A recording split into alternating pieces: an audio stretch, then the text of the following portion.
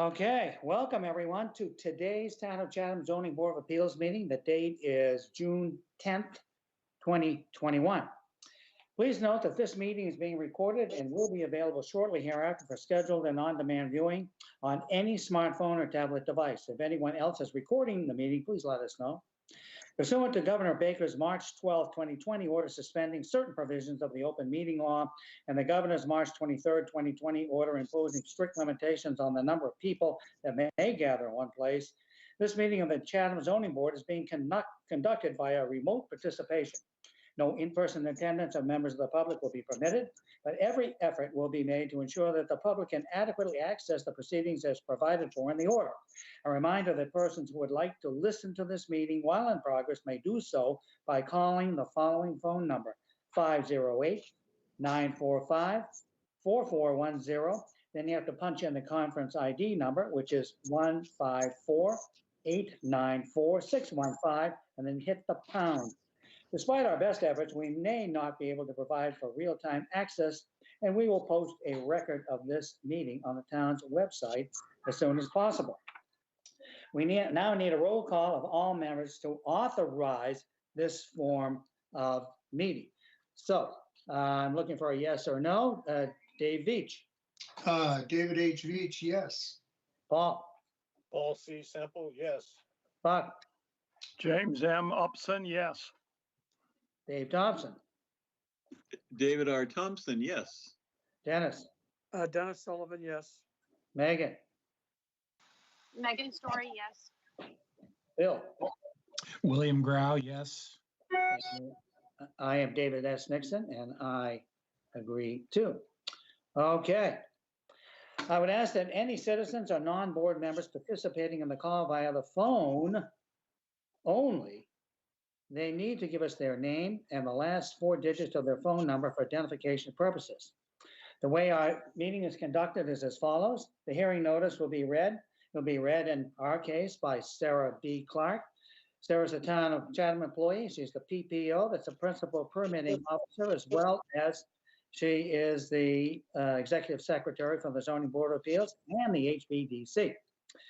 After it has been read, then we will ask for a representative or the individual filing the application or the appeal to present it. When that is concluded, we would ask that anyone in favor of the appeal or the application, if they wish to speak, indicate on the screen so that Sarah can see you, so she can pick you up and let us recognize you. And that's the way you get into the meeting, so you can speak. Following that, I would read any and all letters that we had received.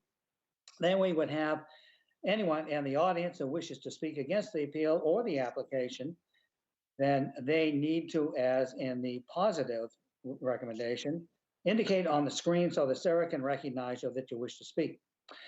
Following that, there could be some rebuttal testimony from the applicant. Board members will then direct their questions to anyone present who had anything to do with the foregoing.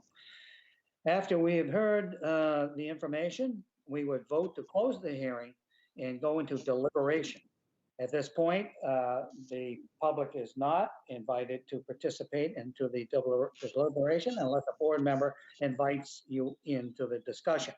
We would then vote on the appeal of the application. And the Commonwealth of Massachusetts, you need to get a supermajority to be successful. In our case, there are 5 voting members. You need to get 4 of them to vote yes. The 4 voters today would be Dave Veach, Paul, Buck, Dave Thompson, and myself.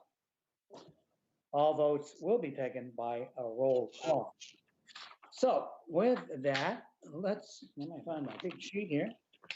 Let's begin with application 21-039, please, Sarah. Application number 21-039, Joan and Vito Messina, owners of property located at 69 Strong Island Road, also shown on the Town of Chatham's Assessor's Map 13M, Block 57, Lot B17. The applicant seeks to expand the existing driveway within the Conservancy District. The proposed driveway is allowed by special permit under Section 4A3D of the Protective Bylaw. The lot contains 39,580 square feet in the R40 zoning district. A special permit is required under Mass General Law, Chapter 40A, Section 9, and Section 8D2B of the Chatham Protective Bylaw. Okay, I believe that it's Mrs. Messina that's going to present that. Is that true, or is it Mr. Messina? It'd probably be Mr. Messina. Yeah, it may be a combination of both. That's great. Welcome to both of you. Thank you very much. I'm sure when I make a mistake, my wife will jump in to correct me, so. Okay, there you go. Well, thank you all very much for hearing this. We certainly appreciate everybody's time and efforts in doing this. And I just want to apologize in advance. It's our first time kind of doing any of this. So I just ask that you please be patient with our maybe not so educated approach to this. But at the end of the day, what we're trying to do is our entrance or the existing driveway into the property is kind of at the beginning of a curve on Strong Island Road. And so entering and exiting is kind of limited sight. And at the end of Strong Island Road is a public beach. And sometimes during the summer, traffic moves a little bit quickly on Strong Island Road. And I'm just concerned that it's just a matter of time before we have an accident kind of pulling out of our driveway. So we were hoping to expand it and push it further west on the property away from the bend on Strong Island Road. Okay, so I know I reviewed with Mrs. Messina the importance of you going through the criteria. Would you please do that now? Yes, sir. Would you like me to read them off and then respond to them, or just kind of respond to them? No, I think just read them off. It makes it simpler, and some of them certainly don't apply, and just say, hey, it doesn't apply, But- Okay. The adequacy of the site in terms of size for the proposed use. Since we're not erecting anything, I'm not sure that that's relevant. Right now, there will be no trees removed. It'll be essentially the conversion of grass and mulch into pea stone. So it will be a pervious, the driveway will be a pervious substance. Okay, And there will also be no grade changes. So there is a rise as we go from east to west on the property, and that will remain in place. Suitability of the site for the proposed use, I believe is not applicable. Impact on traffic flow and safety, where the intention here is, again, to allow us to exit a little bit further away from the bend on Strong Island Road. Impact on neighborhood visual character, including views and vistas. I don't believe that there will be any impact. Adequacy of method of sewage disposal, source of water and drainage, again, I believe is not applicable. Adequacy of utilities and other public services. There will be no change in the utilities or movement and so on.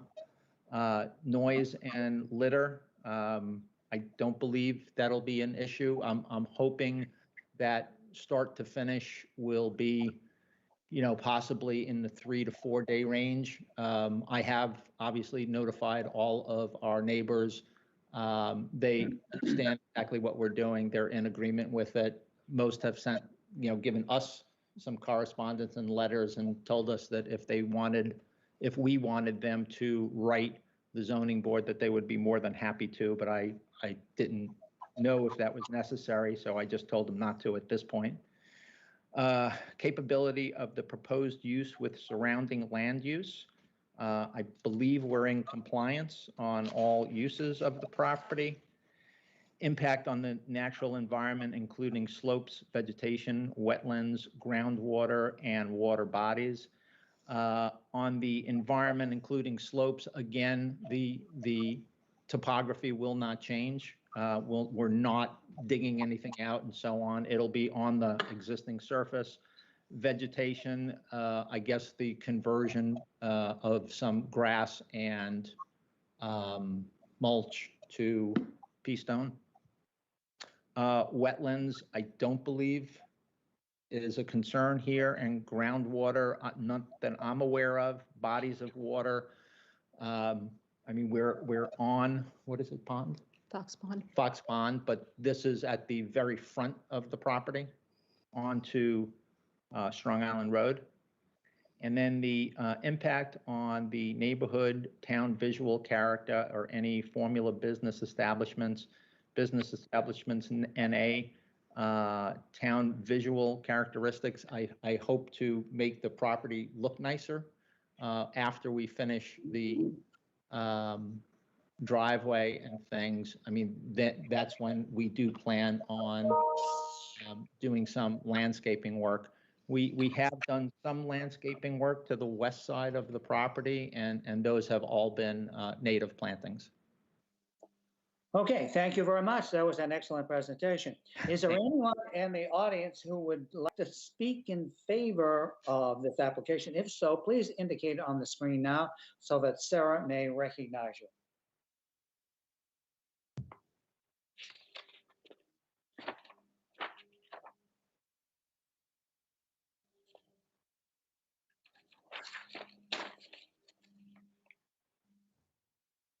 I do not see anyone that wishes to speak in favor, either by raising their hand or unmuting themselves. Okay, very good. Then I will read the correspondence. To begin with, we have a letter. This is from Catherine Halpern. She's the Planning Board Chair. She writes on June 10th, Planning Board at their May 24th meeting reviewed the zoning board's request for comment on this. After review of this request, the board voted 7-0-0 to send a positive recommendation with the suggestions that the driveway be redesigned so that the existing entrance to Strong Island Road be either removed or closed off. The amount of additional driveway that is in the Conservancy District be reduced while still allowing room for a turnaround for safety reasons, and that the driveway shall be constructed of a material and shall be constructed in a manner which permits the unobstructed flow of water. If you have any questions, let us know. Then we have a memo. This is from Judith Giorgio, Health Agent, Board of Health. She writes on 6/9, I've reviewed the plan to expand the driveway. The driveway should not extend over the existing septic. If the driveway will be over any part of the septic system, the designer should inspect the component to make sure it is H20 construction so as to not damage the system. The proposed plan does not show the location of the septic system in relation to the driveway. However, our records indicate that the leaching area is close to the proposed driveway. Then we have another email. This is from Nicole Smith. She is the conservation agent for the town of Chatham. She writes on June 10th, the commission approved the application on April 22nd. The only conditions they had on the project were in regards to plantings and that they be native and appropriate density of planting. Then we have a Gmail. This was written on April 12th. It is, I'm an abutting neighbor. I understand the plan for their driveway alteration. I've reviewed the plan, have discussed this with them. I support the proposed driveway alteration, primarily as a matter of safety. This plan allows a forward-facing egress at a safer point onto Strong Island Road. It avoids having to enter and exit at the point of entry, which is at the lowest point in the road. It is on a curve in the road from which approaching traffic from the east may not have suitable visibility to see exiting vehicles. That was from Richard D. Banziger, D-A-N-Z-I-G-E-R, and his address is 95 Strong Island Road. Then we have a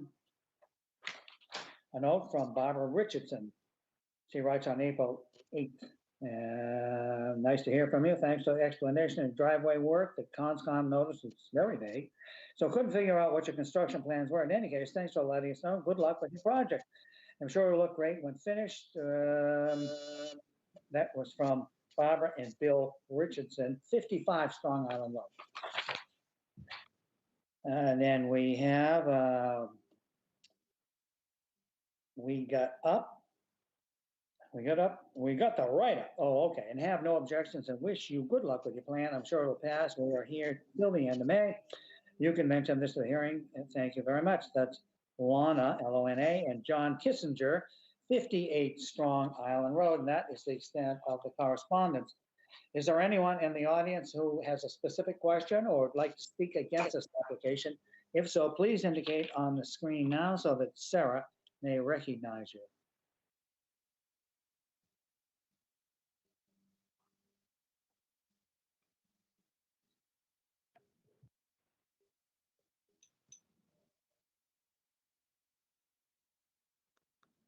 I see no one that wishes to speak in opposition or has a specific question. Okay, then we'll have questions from the board. We'll start with Dennis. It's Dennis Sullivan. I have no questions. Thank you. Okay, Megan, This is Megan Story. I have no questions. Bill, Well, I guess I was just curious if the Messinas have addressed the planning board comment on abandoning the other driveway entrance. okay, Yes, their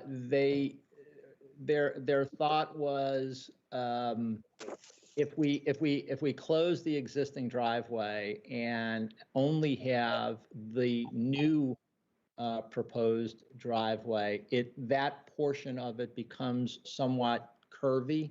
And my concern and what I expressed to him is the existing driveway is a very straight run.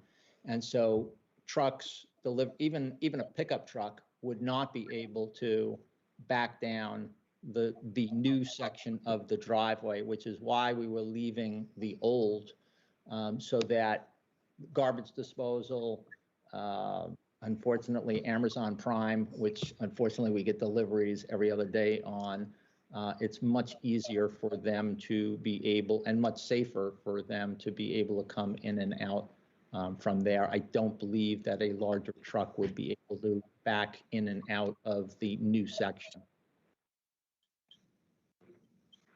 So in response to I had asked if anyone from the planning commission had actually come to look at it because they were concerned that from the aerial view, it appeared that there were too many trees to be able to do this. And we simply explained that from an aerial view, a cluster of trees looks very thick, but the reality is that they are trimmed up and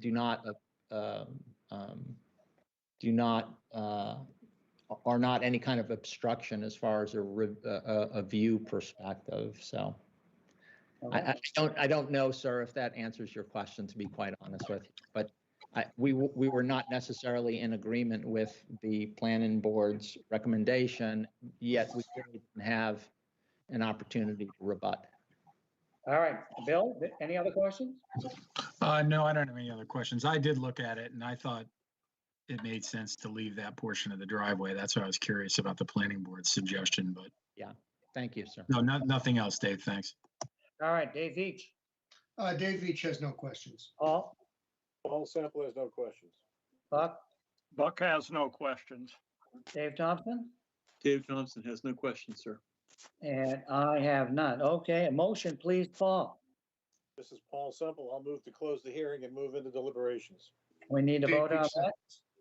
Yeah, we need to vote on that. Dave Veach, Veach votes yes. Paul, Sample votes yes. Buck, Upson votes yes. Dave Thompson, Dave Thompson, yes. and I vote yes. Okay, deliberations. Let's start with Megan. I actually agree with their proposal a little bit more than I do with the planning board, so I would approve this project if I were voting. Bill, I agree. I would absolutely approve this if I were voting as well. Dave Veach, Yeah, this certainly meets all of our criteria. I was a little, as far as the planning board goes, I was curious that noted that they flagged something that the Conscom seemed to have no problem with. So I think that it's, and their explanation was a good one for why to leave it, the existing in place. So I will happily support that. Paul, Yes, this is Paul Sample. I agree. It meets our criteria. I will vote favorably. Buck, I agree with Paul. It meets our criteria. I'm voting for it. Dave Thompson, Meets our criteria, and I definitely am voting for it. Dennis, Dennis Sullivan, yes, if I were voting, I would certainly would support it with both driveways. And I agree. I really think that the way the Messinas have planned it out is superior to having that existing driveway cut off. That doesn't make any sense to me. Okay, so Paul, a motion, please. I can't believe we need any sort of a condition on this. No, I don't think there's a need for conditions. This is Paul Semple. I'll move to approve the application as submitted. Dave Okay, seconds. thank you. Thank you, Dave. So we need to vote on this. Paul, Semple votes yes. Buck, Buck votes yes. Dave Thompson, Dave Thompson votes yes. Dave Veach, Beach votes yes. and I vote yes. That's a unanimous vote. Thank you very much, Mr. and Mrs. Messina. Well, welcome. thank you all. I really appreciate everyone's effort and thoughtfulness and resourcefulness. So thank you all very much. Okay. Thank you. Okay, let's see, Sarah, let's go on to, this is a double whammy, so let's do them both. 21-040 and 21-041. Application number 21-040, Jonathan and Alicia Downs, care of Stephanie Sequin, P.O. Box 439, South Orleans, Mass. 02662. Owners of property located at 41 Locust Lane, also shown in the Town of Chatham's Assessor's Map 15F, Block 45, Lot 53. The applicant seeks a dimensional variance from the requirements of Appendix 2 to allow for the proposed elevated catwalk to be located 13.5 feet from the northerly abutter where a 15-foot setback is required. A dimensional variance is required under Mass General Law, Chapter 40A, Section 10, and Section 8D2C of the Chatham Protective Bylaw. Under application number 21-041, the applicant seeks to construct stairs and an elevated catwalk in the Inland Conservancy District as allowed by special permit under Section 4A3A of the Protective Bylaw. The lot contains 36,214 square feet in the R20 zoning district. A special permit is required under Mass General Law, Chapter 40A, Section 9, and Section 8D2B of the Chatham Protective Bylaw. Okay, so I think we have Stephanie Sequin with us. Is that true? Are you there, Stephanie? I am. Good afternoon. I hope everyone can hear me okay. For the record, Yeah. Okay, thank you. For the record, I'm Stephanie Sequin with Ryder and Wilcox, representing John and Alicia Downs, who are the owner of the property at 41 Locust Lane. It's a 36,000 square foot lot located in the R20 zoning district. There's an existing house that is presently under construction. The Downs purchased this property at the end of 2018. There was a single family dwelling on it already. They have gotten approvals to tear down that original house and are in the process of constructing a new house. The house, the property abuts Black Pond.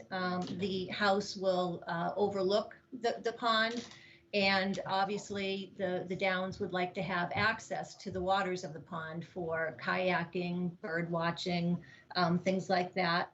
Between the house and the pond, there is first a fairly steep slope that goes from the back of the house toward the pond. And then there is a wide expanse of bordering vegetated wetland. So in order to gain access from the house to the pond, we're proposing a footpath transitioning into a set of dug-in timber steps on the more steeply sloping portion of the property. And then once it gets to the bordering vegetated wetland, we're proposing an elevated catwalk. The details of that catwalk included on the site plan that was submitted to you. Obviously, it will be constructed on posts, elevated above the surface of the ground. It's 60 feet long, 3 feet wide, which is the maximum allowed under your zoning bylaw. There will be a handrail just on one side, just to provide a little safety. It is elevated anywhere from 2.7 feet to 3.7 feet above the ground surface. That combined with the spacing between the decking will allow sunlight to penetrate through the structure and encourage the growth of the vegetated wetland beneath it. We've positioned the property as it gets close to the pond. The lot lines kind of angle toward each other. It's sort of like a funnel shaped. The frontage on the waterfront on the pond is just under 32 feet. So once we positioned the proposed catwalk, holding the 15-foot minimum setback from the southerly abutter, and then the width, the 3-foot width of the catwalk itself leaves only 13.5 feet from the end of the catwalk to the end of the property on the north side. So it's a 15-foot setback is required. So we are requesting a variance of 1.5 feet to allow just that end section of the catwalk to encroach into that 15-foot setback. The Conservation Commission has reviewed the project and has issued an order of conditions. So we're all set there. I will first go through, if it's okay, go through the special permit criteria, and then I'll get on to the variance criteria. So this, a catwalk and fabricated trail, I guess, is allowed with a special permit in the Conservancy District. And the criteria for that special permit, number one, the adequacy of the size of the site in terms of size for the proposed use. We have over 31,000 square feet of buildable upland, so I think the site is adequate in size. Suitability of the site for the proposed use, the presence of the bordering vegetated wetland abutting the pond mandates that the elevated structure be used. The impact on traffic flow and safety, this proposed catwalk I don't believe will have any impact on traffic flow or safety. The impact on the neighborhood visual character, including views and vistas.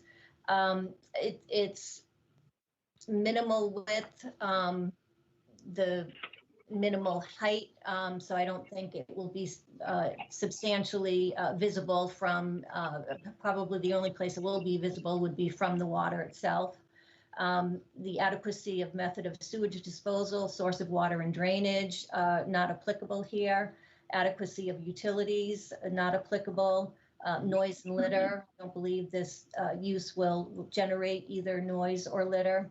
The compatibility of the proposed use with surrounding land uses.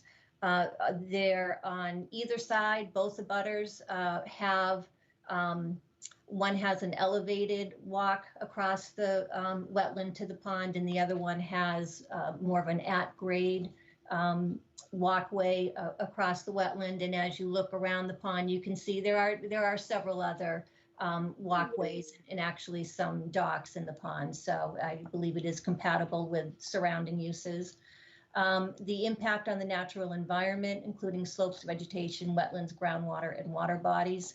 I believe all of the elements that I described, the construction on posts, the elevation above the ground, the wetland vegetation, the spacing in the decking will all allow the protection to the vegetated wetland.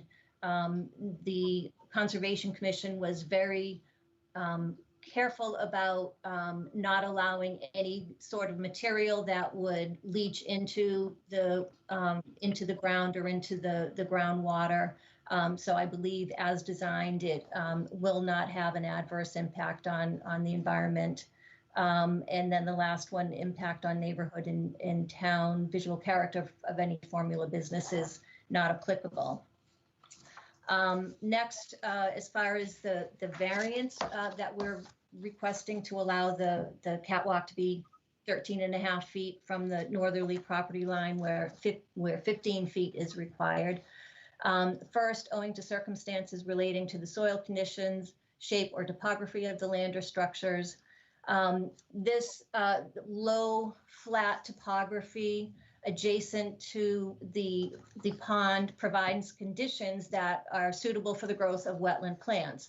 The presence of the wetland plants prevents a conventional, if you will, walking access to the pond. Otherwise, they wouldn't need this structure. So the fact that it is this low flat topography adjacent to the pond, promoting the wetland growth is what is requiring the need for the elevated structure and the need for that structure to meet the setback requirements, as opposed to if they were simply able to walk across upland to get to where they were going. This number 2, a literal enforcement of the provisions of the ordinance or bylaw would involve substantial hardship, financial or otherwise. There is just, with only less than 32 feet of waterfront property, by the time you take the 15-foot setbacks on either side of the property, that only leaves 1.8 feet for the actual structure. 1.8 feet when it's elevated a few feet off the ground simply doesn't provide a safe means of walking across that wetland, especially if you're carrying a kayak or a fishing pole or something. So there's just simply no way to get that access across the wetland without encroaching on the 15-foot setback on one side or the other. And then finally, that desirable relief may be granted without substantial detriment to the public good and without nullifying or substantially derogating from the intent or purpose of the bylaw. I believe that you could grant this variance, and it will not cause substantial detriment to the public good or derogate from the intent or purpose of the bylaw. I think that's all that I have to present, and would be happy to answer any questions. Okay, thank you very much, Stephanie. I would ask that, is there anyone in the audience who would like to speak in favor of these 2 applications? If so, please indicate on the screen now so that Sarah can recognize you.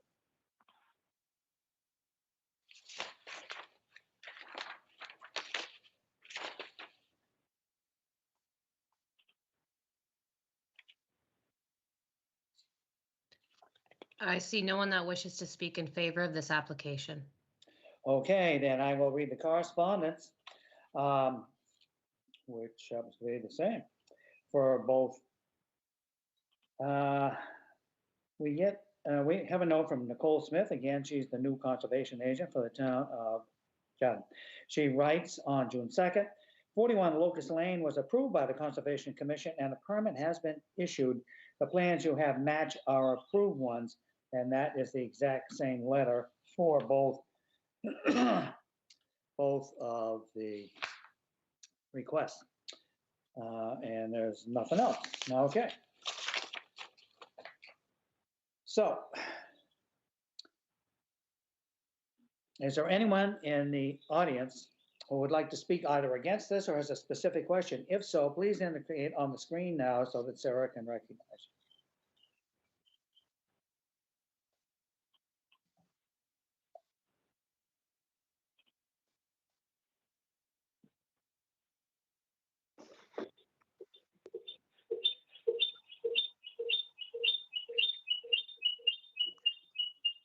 I see no one that wishes to speak in opposition to this proposal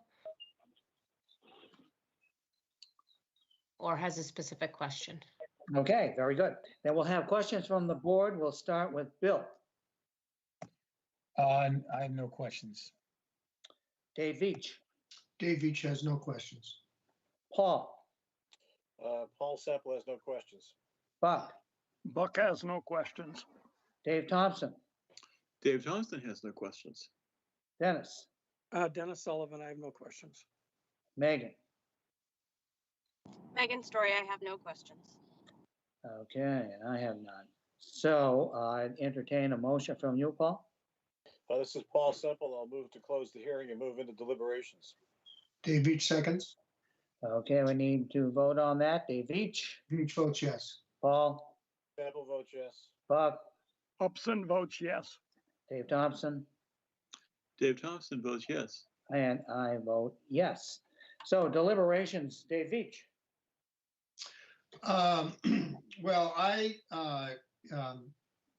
this is a case where I feel that the variance request meets all of the criteria.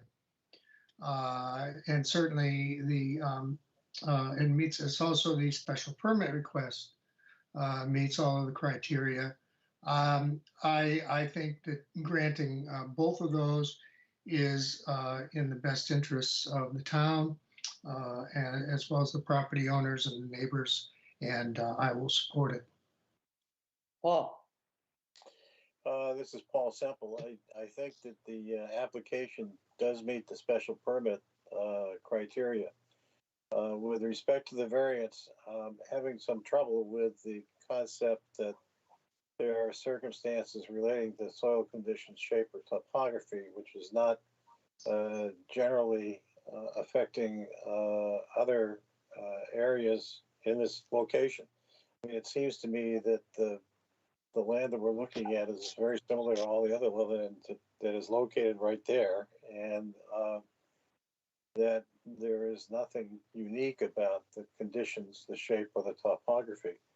The real problem here is that there's only 30 feet of frontage with which to work when you're actually at the pond. And frontage normally would not be an issue that is subject to a variance. So I am having trouble with that concept.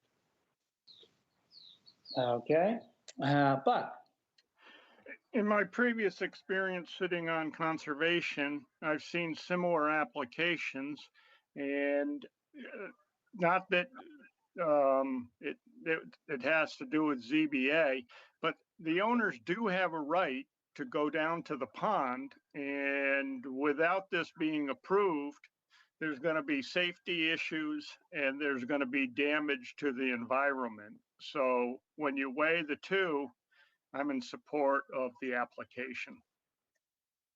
Dave Thompson, Dave Thompson echoes Buck's comments, and I would support this. Dennis, Dennis Sullivan, well, it certainly meets the criteria for special permit, but I would have to, if I were voting, I could not support the variance aspects of this application. I just don't think it meets the criteria. You know, unfortunately, we didn't write the law. We just asked to enforce it. So I would not be able to support it. Megan, Sorry about mute. It's a catch-22 because I tend to agree with Buck in that I'm concerned about the environment and sort of the trampling, I guess, would be what I envision. But I agree with the other speakers in that I don't think that it, as the law is written, merits a variance. So I don't know. I'm not voting. So those are my thoughts. okay, Bill, Yeah, I think I would agree with everyone here. I think if you try to apply the requirements for a variance in this case, it doesn't meet it just because of the frontage issue. Shouldn't allow for us to approve this for that reason only. And I understand what Buck is saying, but I would have some apprehension on the variance as well if I were voting. okay. Yeah, and in my situation, I could not vote for the variance. Not only is the aspect of the frontage not, in, you know, that doesn't sell me on the soil conditions, but, you know, this is a self-generated hardship, folks. It really is. And that disqualifies it in my eye. So I would ask Paul for a motion, please. All right, this is Paul Semple. Why don't we deal with the variance first, I guess. I think that's smart. So I'll move to approve the application as submitted with respect to the dimensional variance. I believe that is 21-040. That is 040. That is correct. That is Dave correct. Veach seconds. Okay, we need to vote. Mr. Beach, Veach votes yes. Paul, Sample votes no. Buck, Let me put on my ZBA hat and I'll vote no.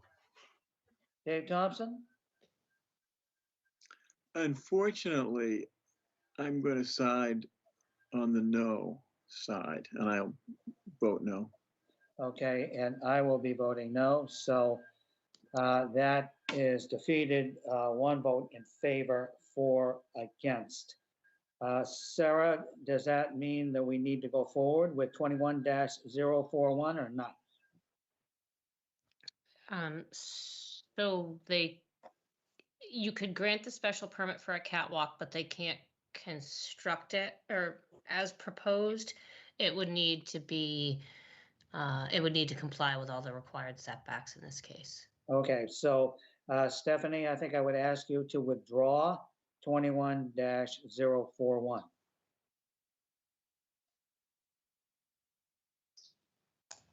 Okay, sorry, I just had to unmute. Okay, and I guess there's no way, if I shortened the catwalk, I don't think the Conservation Commission, if I shortened the catwalk to meet the 15-foot setback to the north, that would mean they would be traversing through a portion of the wetland. So I don't think the Conservation Commission would be in favor of that change.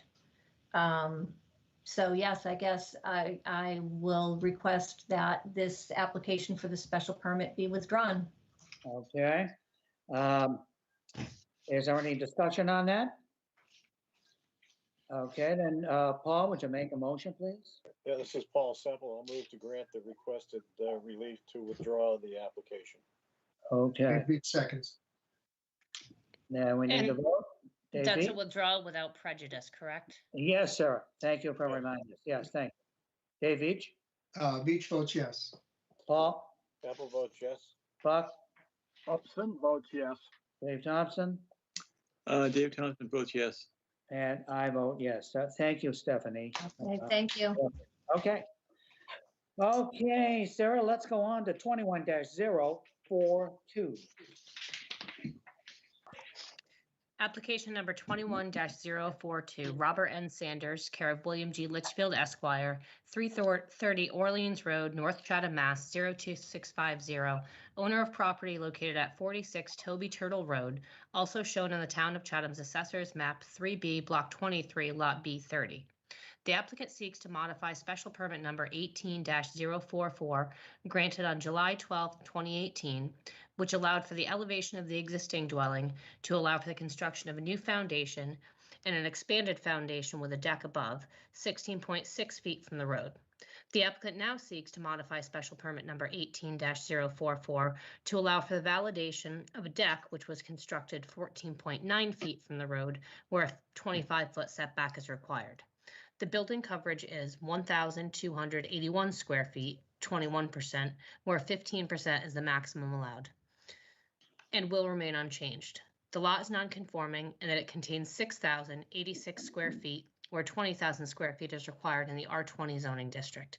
A special permit is required under Mass General Law, Chapter 40A, Sections 6 and 9, and Sections 5B and 8D2B of the Chatham Protective Bylaw. Okay, Mr. Litchfield, please tell us what happened to the 1.5 feet. Thank you, Mr. Chairman. Bill Litchfield here on behalf of Robert Sanders. Simply put, it was an error. Those of you who served on the board back in 2018 will recall the special permit was granted for changes to the house, and that was approved unanimously, no particular concerns. On what Sarah is showing you right there and sort of the bottom right, The corner of the deck was constructed 1.5 feet closer to Bayview Road than it was supposed to be. It's not a question of, adding those 20 inches to get a view. There's already a view down toward Nantucket Sound. It was simply a builder's error. As you are aware, our Department of Community Development under Mr. Briggs is appropriately insistent on an as-built plan to catch mistakes like this. Unfortunately, it was made after the fact, and it struck us as reasonable to come back to you. Not that we ever second guess what you might do or know what you might do, but my suspicion is that had we originally requested that it be located 14.9 feet rather than 16.6 feet from the street, we might have gotten the special permit. We didn't. An error was made. Fortunately, as shown there, there is some additional room on the lot, or what is perceived to be the lot, because Bayview Road is not paved to the fullest extent of its legal layout. So this is an oops petition, and we are seeking permission to validate what is there rather than cut off that corner or rebuild the deck. I'll be happy to go through the criteria, Mr. Chairman, if you'd like. No, I don't think that's necessary. Thank you very much. Okay, is there anyone in the audience who would like to speak in favor of this application? If so, please indicate on the screen now so that Sarah can recognize you.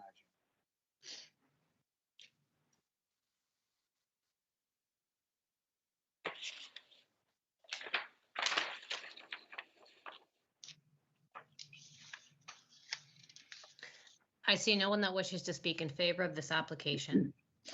Okay, I'll read the correspondence, which consists of one thing. It's a memo from Judith Giorgio, Board of Health. She writes on 6/9, I have no concerns regarding the validation of the deck that was built 14.9 feet from the road. The plan shows the deck does not encroach on the existing leaching area. Is there anyone in the audience who would like to speak against this or has a specific question? If so, please indicate on the screen now that you would like to speak so that Sarah can recognize you.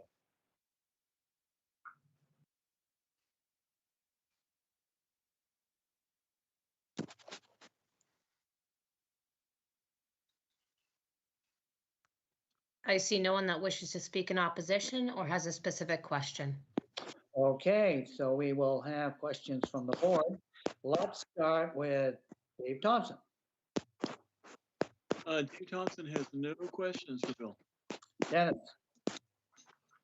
If it's appropriate, the only question I have is I'd like to know who built the deck. Happily, I don't know, and I didn't ask. Certainly supply that information after the fact if the board requires it. No, that's okay. Thank you. Megan. I have no questions. Bill. I have no questions either. Dave Veach. Dave Veach has no questions. Paul. Paul Semple has no questions. Buck. I have to thank Mr. Sullivan for asking that difficult question. I wanted to ask it, but I decided it wouldn't be appropriate. So hats off to Dennis. No questions. All right, and I don't either. Okay, Paul, a motion. I'll move to, Paul Semple, I'll move to close the hearing and move into deliberations. Dave Veach seconds. Okay, we need to vote. Dave Veach. Veach votes yes. Paul. Semple votes yes. Buck. Upson votes yes. Dave Thompson. Dave Thompson votes yes. And I vote yes. All right, deliberations, Dennis. I think it's perfectly legitimate. It was an error. Unfortunately, it wasn't done to, as Bill said, to, improve someone's view or anything like that. So if I were voting, I would vote in favor of it. Megan.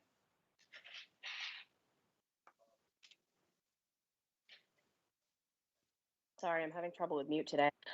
Yes, I would vote for it as well. I think it was an honest mistake. It doesn't do any good really for anybody. I would vote for it. Bill.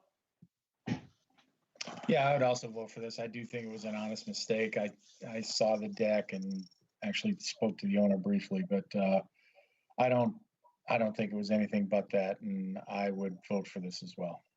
Dave Veach.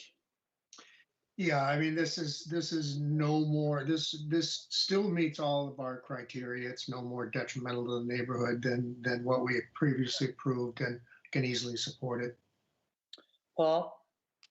Yes, I agree. I think that if in fact the footage had been as it turned out to be, we probably would have approved it to begin with. So I will vote in favor of it. Buck. And I will support it also. Dave Thompson. It's like an act of God. I would support this. Okay. And I would too. Yeah. Initially when I went out there, I said, well, maybe they could, cut off the end of it. Well, that's kind of stupid. So I will be voting for it. Okay. Motion, please. Paul.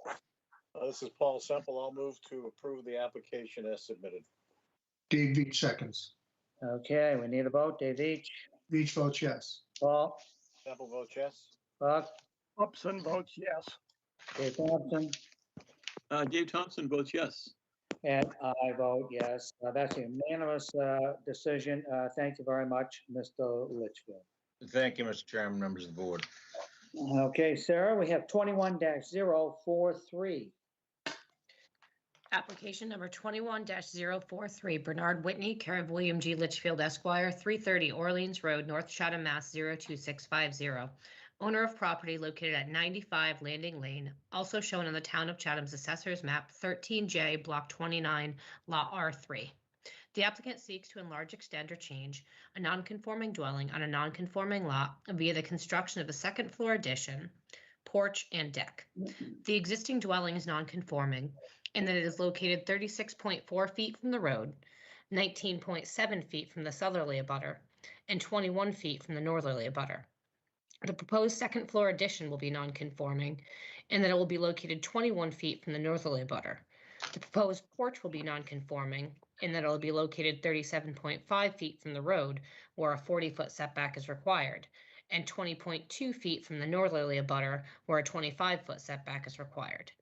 The existing building coverage is 1,529 square feet, 10%, and the proposed building coverage is 1,667 square feet, 10.9%, where 15% is the maximum allowed. The lot is non-conforming in that it contains 82.69 feet of frontage, where 150 feet is required, 15,348 square feet of buildable upland, where 20,000 square feet is required, and 20,820 square feet, where 40,000 square feet is required in the R40 zoning district. A special permit is required under Mass General Law, Chapter 48, Section 6, and Section 5B of the Chatham Protected Bylaw. Mr. Litchfield. Good afternoon again, Mr. Chairman. Bill Litchfield here on behalf of Bern Whitney. Mr. Whitney is here with us today. He is the owner and has been for a number of years of a home on Landing Lane. I think it's the third one in on the left as you go into that street in Riders Cove Landing. Mr. Whitney would like to make some changes to the house. And this is a case unlike the last one where we are asking first. We want your permission instead of just doing it. The changes are fairly straightforward. Sarah, there's the site plan. It's essentially a split level house, and Mr. Whitney would like to put an addition on the right-hand side, the northerly side, which, as you know, is behind some pretty good sized hedge of trees on the northerly abutter side. So what we are proposing is to build on the existing footprint a second story, and also to make add a covered porch, a farmer's porch, on the front of the house on the Landing Lane side, which again is behind some trees there. And it almost meets the setback. The house itself, another portion of the house, is actually closer to the road. But while the farmer's porch adds coverage, we're not even close to the coverage limit, even when calculated just on buildable upland. Now, as you know from experience and from service on this board, the Riders Cove Landing neighborhood was developed in the 1960s. And most of the houses on Landing Lane, which backs up to Riders Cove, Most of them have been renovated and upgraded, and Mr. Whitney would like to do the same. So perhaps Sarah could show the first page of the architectural plan, which will show what, there we go. That shows, and that's the floor plan. What is there now is, the split level of no particular charm. One of the things that we are proposing to do is to cover the existing metal chimney flue with a artificial stone covering, which will look better, and the house will be more balanced. It'll have, I think, less of a 60s split level look. So I'll go into the criteria as to adequacy of site, including coverage and setbacks. It is a half-acre site, certainly adequate for the existing home built almost 60 years ago. Under prior zoning, notwithstanding its proximity to the sidelines and to the street. I think that's the house there that exists now. You can find that the site is adequate for the proposed addition of a second story on a portion of the property on the existing footprint, a conforming second floor deck at the rear, and additional coverage of 138 square feet. But again, that's not even close to the limit on coverage. As to compatibility of size, all of the lots in the Riders Cove Landing subdivision were created under prior zoning.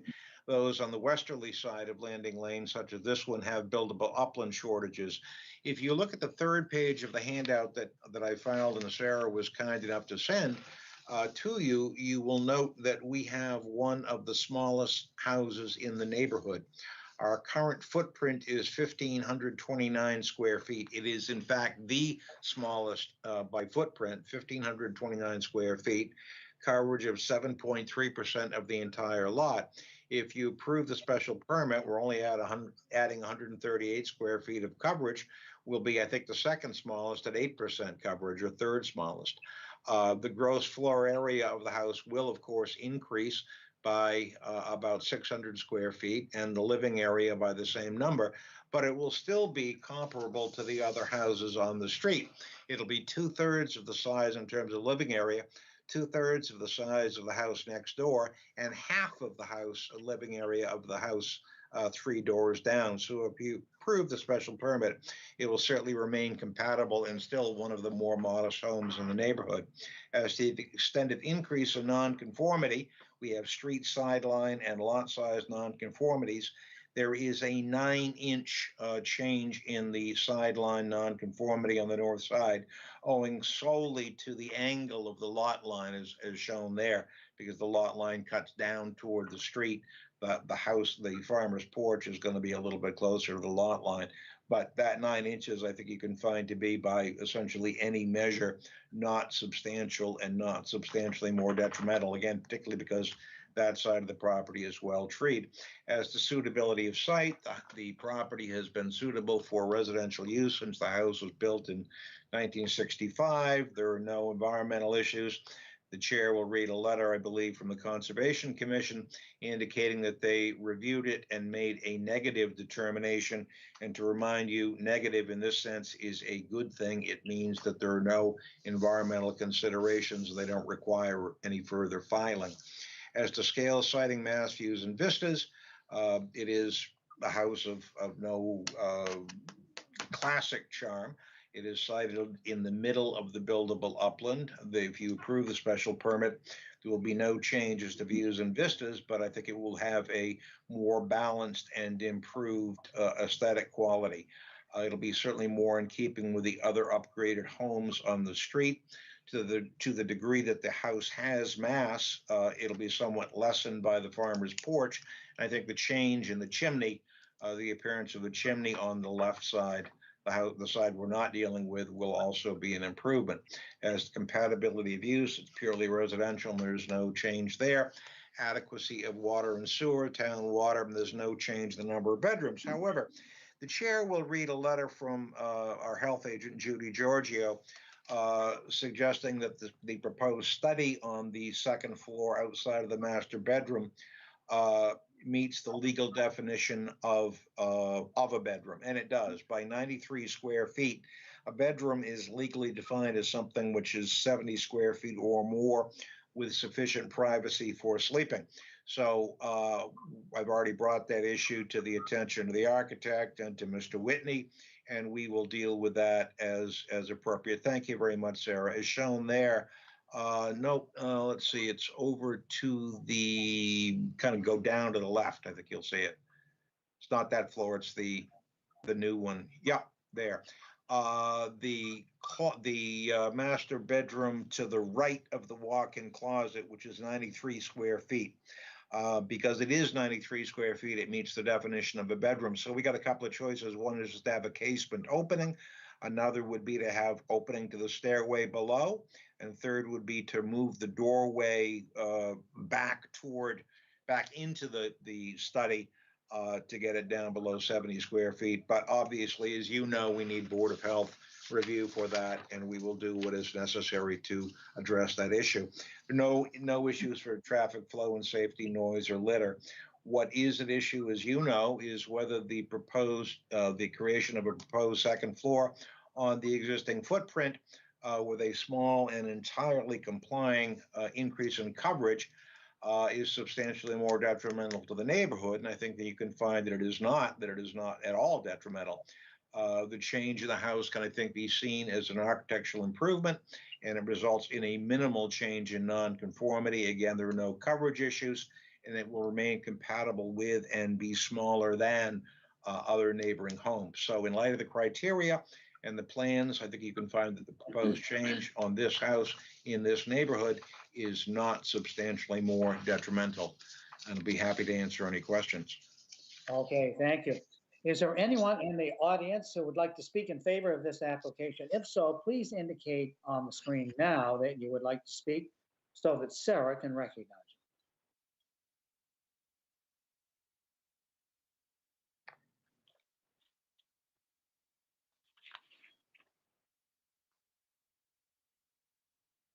I see no one that wishes to speak in favor of this application.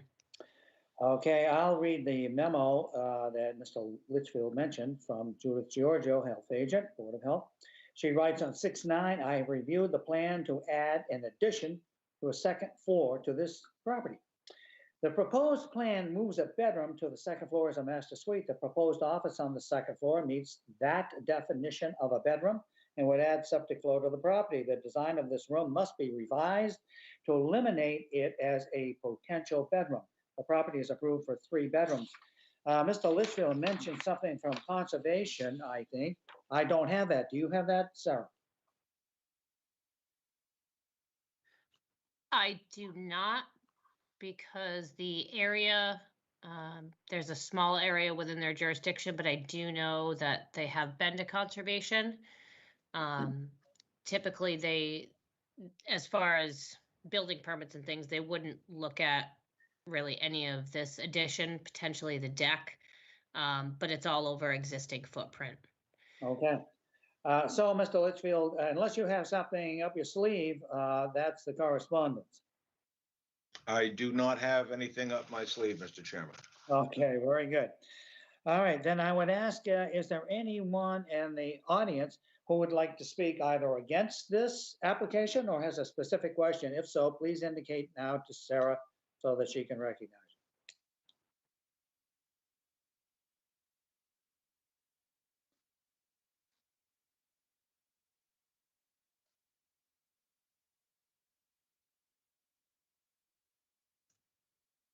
I do not see anyone that wishes to speak in opposition or has a specific question. Okay, let's go to questions from the board. Let's start with Paul. Well, this is Paul Semple. I guess my first question would be, is that the first time that Bill Litchfield has not had something up his sleeve? Just curious. No, I have no questions. Buck, I have no questions. Dave Thompson, Dave Thompson has no questions either. Dennis, Dennis Sullivan, I have no questions either. Megan, Megan Story, I have no questions. Bill, No questions either. Dave Each. Dave Each has no questions. Okay, then a motion, please, Paul. This is Paul Semple. I'll move to close the hearing and move into deliberations. Dave Each seconds. Okay, we need to vote. Dave Veach, Each votes yes. Paul, Pepple votes yes. Buck, Buck votes yes. Dave Thompson, Dave Thompson votes yes. and I vote yes. Okay, let's start with Buck. Well, I have no problem approving, but do we have any language where we say, or at least note that the prints as submitted are wrong and new ones would need to be, I heard the note that the Department of Health is gonna have to see new prints, but do we have any way of recording such a request to also get new prints? Sarah? Yes, Attorney Litchfield and/or April, would you be able to provide me a new print by tomorrow when the chairman comes in to sign it? Otherwise, we can, because David does sign off on every plan. So that's a question for them. Otherwise, we can condition that that specific space will not be used as a bedroom. Typically, we try not to do that because Judy will not approve the building permit unless the changes are made. If I could, Mr. Chairman, I'm not sure that Mr. Whitney and April Ducat from Cape Associates will be able to generate a new print by tomorrow. I also suspect that Mr. Whitney may want to consider his options in terms of moving the wall, having the stairway open, or a cased opening. Bern, you don't plan on starting construction until after Labor Day, is that correct? If I could, Mr. Chairman, ask Mr. Whitney. Yes, please do. As of now, that is correct, Bill. That being the case, it would be fine by us if there were a delay in Mr. Nixon signing, which wouldn't result in a change in construction plans until such time as that plan can be submitted. And I think that's Sarah's preference that we actually submit the plan. Yeah, to me, maybe this should be continued. Since you don't know what your client's gonna do, we don't know what he's gonna do. I would suggest, Mr. Litchfield, that you ask for continuance. If we could continue this, Mr. Chairman, it would be very brief until your next meeting on June 24th. All we would be submitting would be a new floor plan for the second story. We'd run it by Ms. Giorgio and have her blessing, presumably. So if the board would entertain a request that this be continued until June 24th, we would appreciate it. And the problem with the 24th is we've already added a little extra on there, and we have the situation on Shell Drive to deal with. So can we say, how about the first meeting in July? That still gives your client plenty of time to, if he's not going to start until after Labor Day. If I could one more time, and I apologize, Mr. Whitney and April, would you have any ability to make this determination by tomorrow?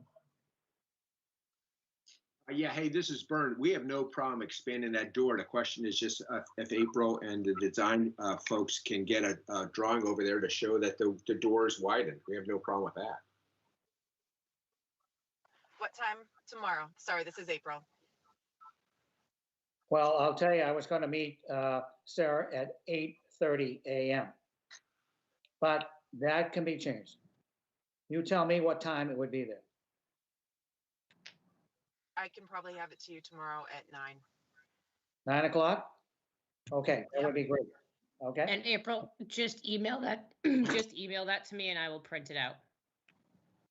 Okay, no problem. Thank you. All right, good. Okay, then based on that, let's go back to Paul.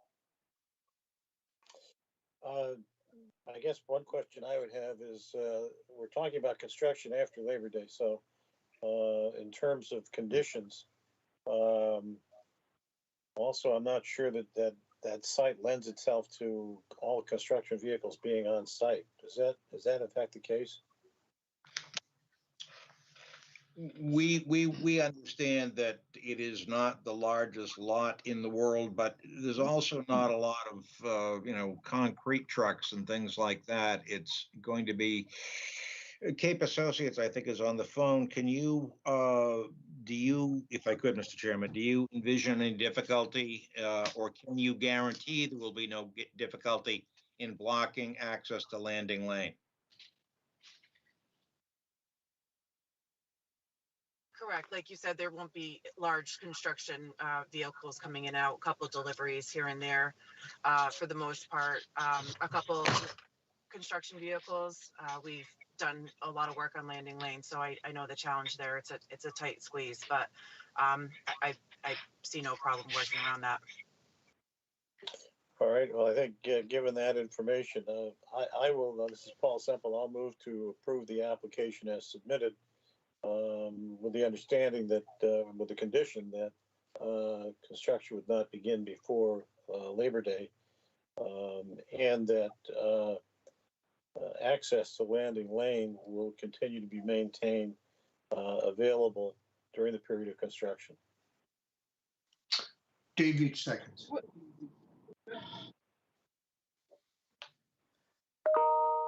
Okay.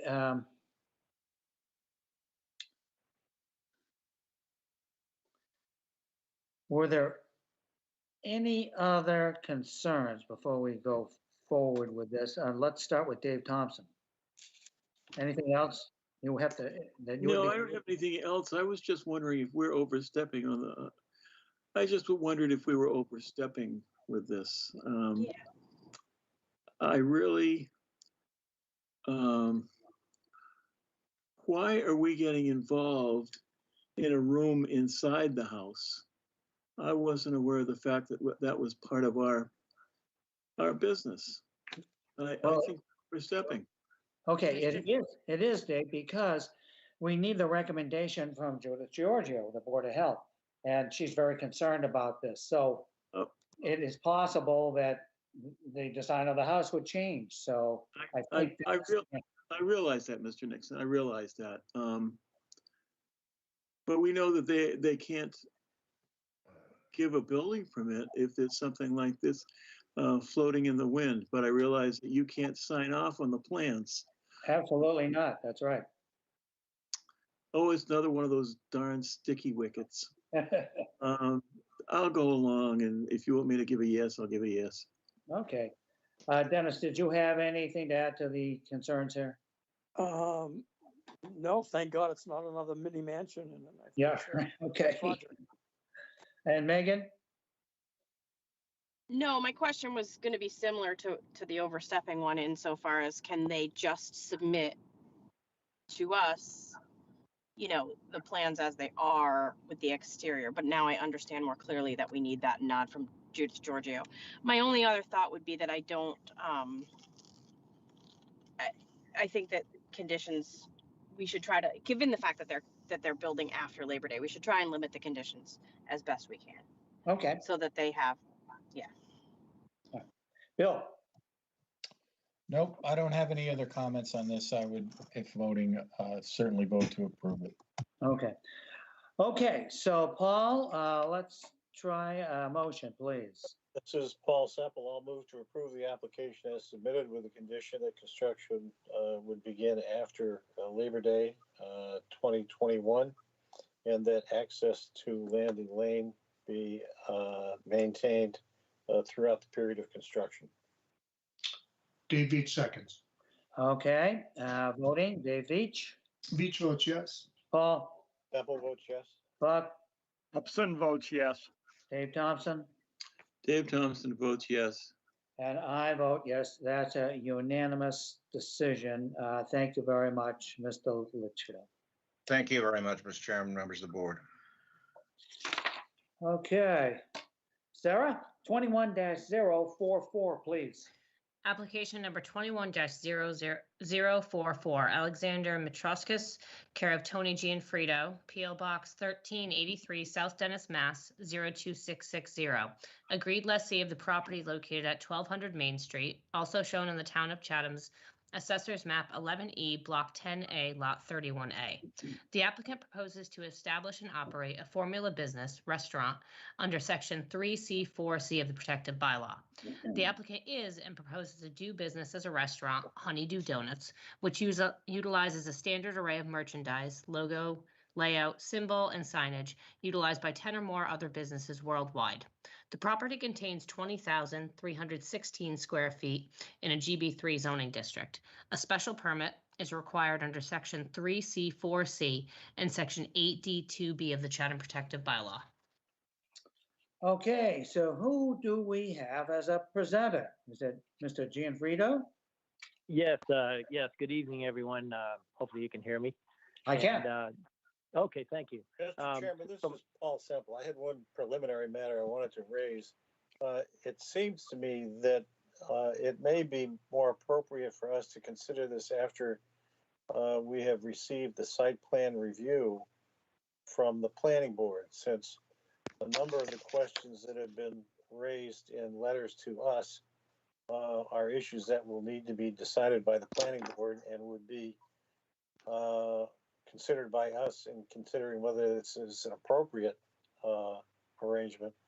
And the other is that the HBDC I saw had approved the sign applications, but with different colors, which I don't think we've seen. So I'm just wondering preliminarily whether it makes more sense to do this after the planning board has acted. That's an excellent question. Let's ask the members what they think of that. Let's go down the list. Buck, what do you think of Paul's suggestion? Good, sir. I hadn't thought of it, but I think it always makes sense to wait until we have all the information instead of doing things backwards. So I would be glad to support Paul's suggestion. Dave Thompson. I would be very glad to support Paul in this. Dennis. Yeah, likewise, I would support the recommendation that we hear from the planning board. Megan. I wholeheartedly agree. Bill. I would definitely also agree that we need to have that information. Okay, Dave Veach. Yes, I'm in agreement. I mean, I noticed that the letter from the abutter really seemed to be concerned about all those things that need to be addressed by the planning board in the site plan review process. And so yeah, I agree. It totally makes sense for us to do after that has been worked out. Sarah, can I ask you where this is in relation to the planning board's agenda? Actually, that would be a better question to Mr. Gianfrido because he's working on a revised site plan for them. I do want the board to please be aware that we cannot dictate the order in which anyone appears before the different boards. As you may see from the application, and yes, Paul, we did receive the revised color sample for the sign. The only change that HBDC made was from the red to a burgundy. Okay. The only change to this property, aside from an awning, are the signs and the use, which is what this board is looking at. Okay, so Mr. Gianfrido, I think you've heard the concerns of a number of the board members. In fact, let's say it's unanimous, but your call. So you can do one of two things. You could say, the heck with it, I want you to hear this and rule on it from your standpoint. Or you can say, I would like to request a continuance and we'll come up with a date and you can come back at that time having finished, hopefully, with the planning board. So the decision is yours, sir. Hold on 1 minute if you don't mind, please. Just 1 minute. Yeah, thank you. Okay, sure. And while we're holding, the owner of the property has his hand raised and would like to speak, Mr. Nixon. Okay, well, I'll wait until we hear from Mr. Gianfrido. Okay. I suspect Mr. Gianfrido is waiting to hear from me. Yeah, that's fine. I'll allow Spiro to talk if that's okay with the board. Chairman, if you allow me to introduce myself. Please do. My name is Spiro Mitrakostas. I'm the agent for the property, the owners being my mother and my aunt. Yes. Just a technical matter.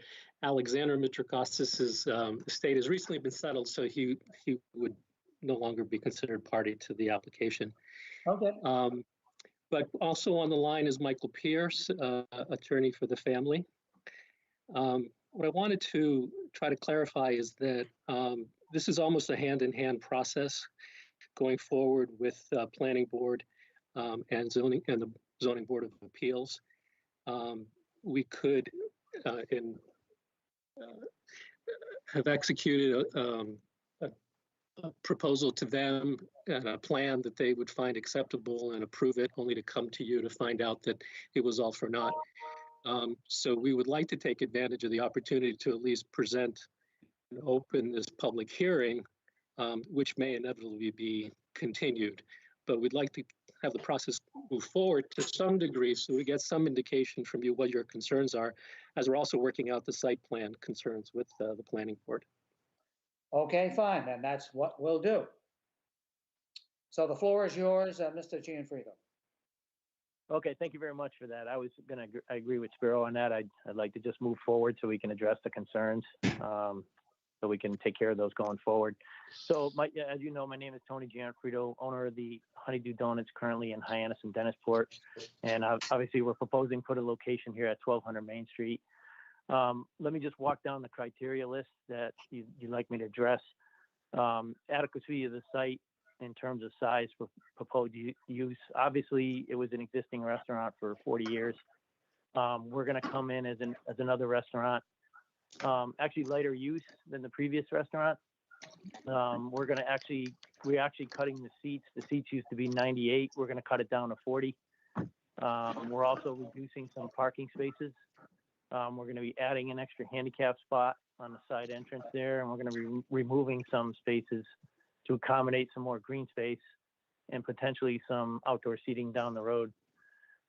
So lighter use, suitability of the site for the proposed use. It's suitable because it was a former restaurant. We're coming in as another restaurant. The impact on the traffic flow and safety. Once again, I consider us a former restaurant. We're coming in as a restaurant. We are actually going to have different hours than the former restaurant. We'll be open 5 a.m. to 6 p.m. So a majority of our traffic flow will be in the morning between the hours of 6 a.m. and 10 a.m. And during those hours, if you look at the Mass DOT traffic counts in that area, that's the lightest traffic flow, eastbound, westbound, is during our morning hours. So we don't think that's a concern there. The impact on the neighborhood visual character. We're not planning on changing the exterior of the building at all. As it was mentioned, we already got approval from historic. We do plan on, we conceded to the red color, to the maroon color.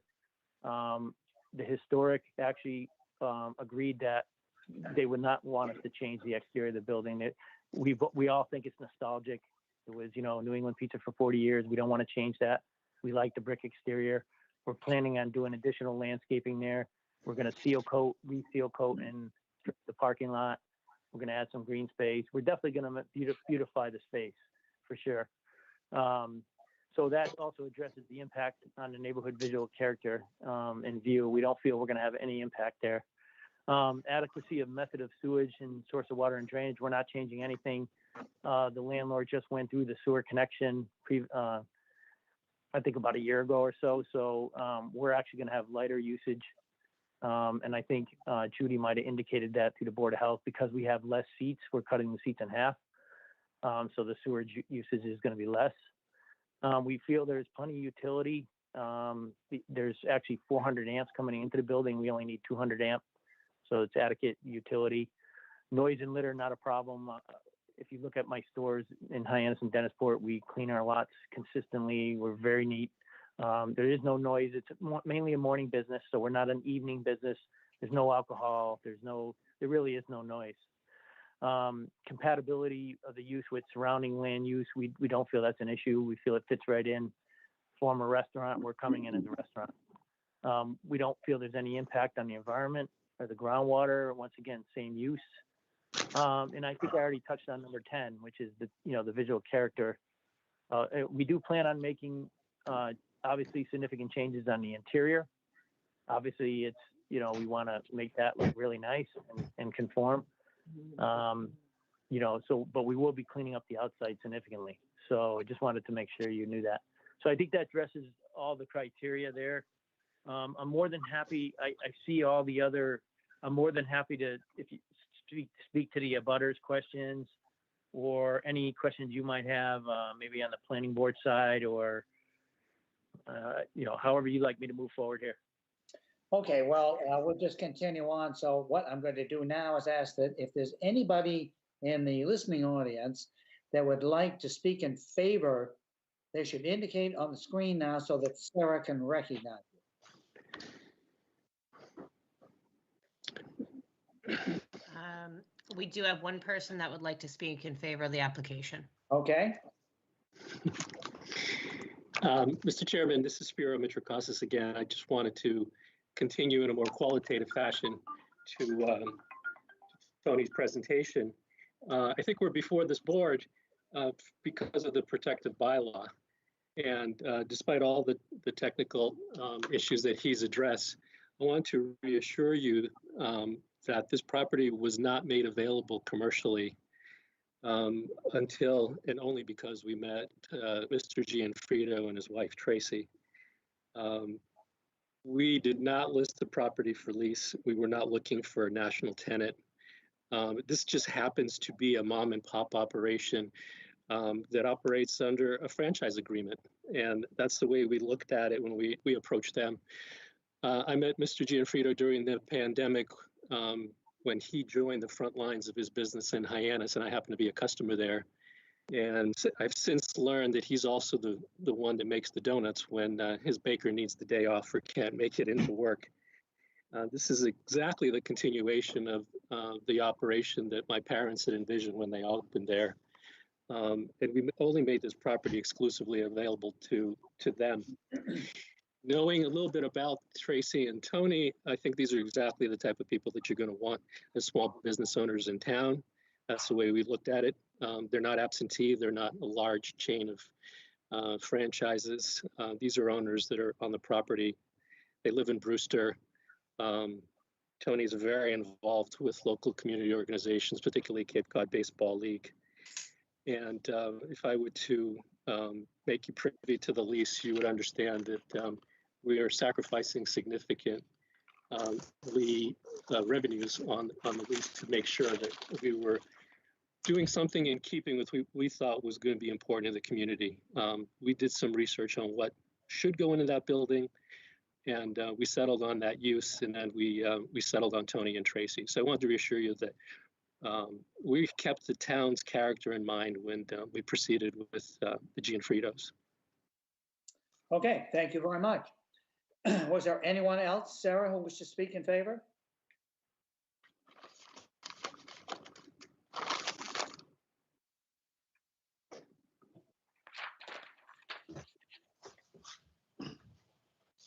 I do not see anyone else that wishes to speak in favor of this application. Okay, then I'll read the correspondence. To begin with, we have a memo. This is from Ali Sabatino. She's the principal planner for the town of Chatham. She writes on June 10th, the planning board at their May 24th meeting held a pre-application conference with the applicant for a formula business establishment as defined in the Chatham Protective Zoning Bylaw. After review of this pre-application, the board voted to accept the pre-application with the following comments. Number one, there was a safety concern over the property's parking lot, ingress and egress. The board requested the property owner explore a cross-access easement agreement with the property owner at 1218 Main Street, property to the west. This cross-access easement would allow the designation of the entrance at 1200 Main Street, which is the subject property, as an entrance only, and the entrance at 1218 Main Street as an exit only. Alternatively, the property owner could consider a redesign of the current entrance and exit on the property by shifting the existing egress to the west side of the subject property, allowing for a greater sight distance. As a formal business establishment, the board requested that the applicants consider the aesthetic value of Chatham when coming back to the board with a formal site plan application showing site improvements. That was item number 2 that they had comments. Members voting in favor of this request were Catherine Halpern, Tom Deegan, Arch Brunch, Roger Griffin, Robert Wirt Shafter, Warren Shane, and Bob Dugas. Then we have a memo from Georgia. She writes on 6/10, I've reviewed the site plan. It is currently served by town sewer. The operation proposed for the facility will not increase the sewer flow. The operation of a retail/food service market will require compliance with 105 CMR, State Sanitary Code, Chapter 10. Minimum sanitation standards for food establishments, and the Town of Chatham Board of Health minimum sanitation standards for food establishments. Prior to the construction of the retail/food service facility, a plan and application must be submitted to the Health Department for review and approval in accordance with said regulations. Licenses will be required prior to opening for business. And then we have 3 certificates of appropriateness from the HBDC. The first one has to do with site improvements. On May 5th, the commission met and voted 5-0-0 to approve with conditions. And the condition is the awnings will be changed to burgundy as presented at the hearing. Then we have same thing, same date, having to do with the ground sign. And again, the specific condition says the lettering will be changed to burgundy as presented at the hearing. And lastly, we have the roof sign. And again, it reads, the lettering will be changed to burgundy as presented at the hearing.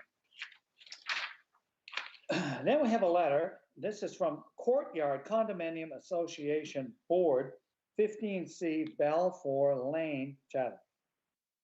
They write on June 7th. As the managing board of an abutting residential condominium, we are writing regarding the approval of the business approval to Honeydew Donuts. The following are our questions and concerns. Number 1, many Honeydew Donut shops have drive-through access. Do the owners plan on adding that at this point? And if the answer is yes, we would oppose it as it would greatly increase traffic on Balfour Lane. 2, what is a parking proposal? We would rather not have parking on the Balfour side of the building, as that is the egress for an entire street of residential homes and condos. 3, the Honeydew signature colors are quite bright and bold. When Duncan came to West Chatham, it was mandated that they modify colors and size of signs, and they came up with a cedar shake sign that blends with the Cape Cod style. 4, we seem to be experiencing an increase in the use of large trailer storage units that businesses are putting, perhaps without permits, at the rear of business. We would be very much opposed to this as it belongs in a storage facility, not bordering residential areas. 5, many quote-unquote beverage-to-go chains, such as Starbucks, have made a corporate commitment to cease using plastics and styrofoam. On our fragile island of Cape Cod, we would expect the same and request specific plans be formulated and shared. 6, since the property abuts residential, we would like to know exactly the hours that will be maintained on a year-round basis. When would the majority of deliveries take place? Noise pollution, truck emissions are an increased concern for our local environment. And we would ask that there is a 10-minute limit for delivery trucks leaving their vehicles running. Many areas have adopted this practice. You border the tranquil Sylvan Gardens, and all emissions and dumping should be strictly monitored. 7, again, since the building abuts residential areas, what type of lights will be used during the night? Anything but low lights during closed hours would not be appropriate. 8, are the plans on outside seating and are there plans on outside seating and or tables? Again, all considerations regarding color scheme, trash maintenance, lighting, cigarettes, smoking, meaning a potential fire hazard. And that is signed by the Courtyard Condominium Board, Susan Smith, Aaron Kemser, Kremser, and Yazim Chinchilla.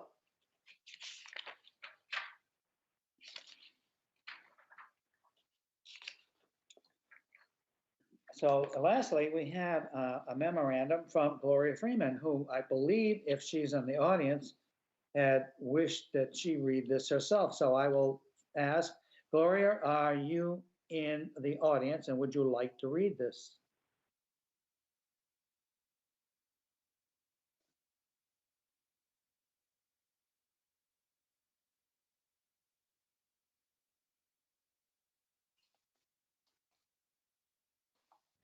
I do not believe Ms. Freeman is in the audience. Okay, then I will read it as for her request. She writes on June 9th, if I'm unable to attend your meeting, I respectfully ask that you read this letter when you discuss Honeydew Donuts. Norm Pagan and I wrote the Formula Business Establishments Amendment to the Protective Zoning Bylaw, which was approved at a special town meeting in September 2009 by a vote of 249 to 89, a 74% majority. I'd like to give you a little background on this amendment so that ZBA members are aware of the authority provided to you by this town meeting vote. I know, Mr. Chairman, that you understand your authority in this regard since you are a principal in both the CVS and the Cumberland Farms hearings, both of which fulfilled your obligation to Chatham in an extremely responsible way. Perhaps others were on the board at those times as well, and I hope that everyone is familiar with the amendment. When townspeople learned that a formula business, Dunkin' Donuts, was being established in a historic building in West Chatham at a very busy intersection without being required to go through a site plan review and or applying for a special permit, they were very concerned. And about the same time, we learned that our only grocery store, Chatham Village Market, would be replaced by a CVS, a formula business, when the lease expired in 2011. There were rumors of a Walgreens as well at another location. As a result, citizens mounted a general petition campaign in support of the market, and we sponsored a citizens petition article, which would amend the zoning bylaw by regulating formula businesses through the special permit and the site plan review process. There are several such bylaws on the Cape, across the strait, and throughout the country regulating formula businesses in a variety of ways, some through a complete prohibition, others through a special permit, and others by limiting formula businesses to certain dimensions or by capping the number of such in their town. Our own effort depended on the meaningfulness of the site plan review and the special permit process. Included in the amendment was the addition of the following criteria to your special permit procedures. Impact on neighborhood and town visual character of any formula business establishment. The Attorney General approved the amendment after it was overwhelmingly ratified at town meeting, determining it to be a reasonable and proper exercise of the town's authority to regulate formula businesses. This application from Honeydew is now in your hands to regulate and to help protect Chatham from the intrusions of chain stores and franchises, formula businesses, and the potential negative impact that they could have on the town's special character, on the local business-based economy, economic vitality, and historical relevance and experience, the purpose and intent of the amendment. The issue of formula businesses was clearly important to townspeople. It was also of great importance to the ZBA, understanding townspeople's wishes and devoting enormous time and effort to the previously mentioned formula businesses applications. If my recollection is correct, the ZBA and the HBDC worked cooperatively on all aspects of the CVS and Cumberland Farms applications. I'm not too sure why such collaboration was not in place this time. I hope that this background is helpful to you in your deliberations and your understanding that the town of Chatham has had a long and vigorous history of seeking to protect its special identity, and that's respectfully submitted by Gloria Freeman. That is the extent of the correspondence. I would now ask if there's anyone in the audience who wishes to speak either against this application or has a specific concern or a question, to indicate now on the screen so that Sarah can recognize you.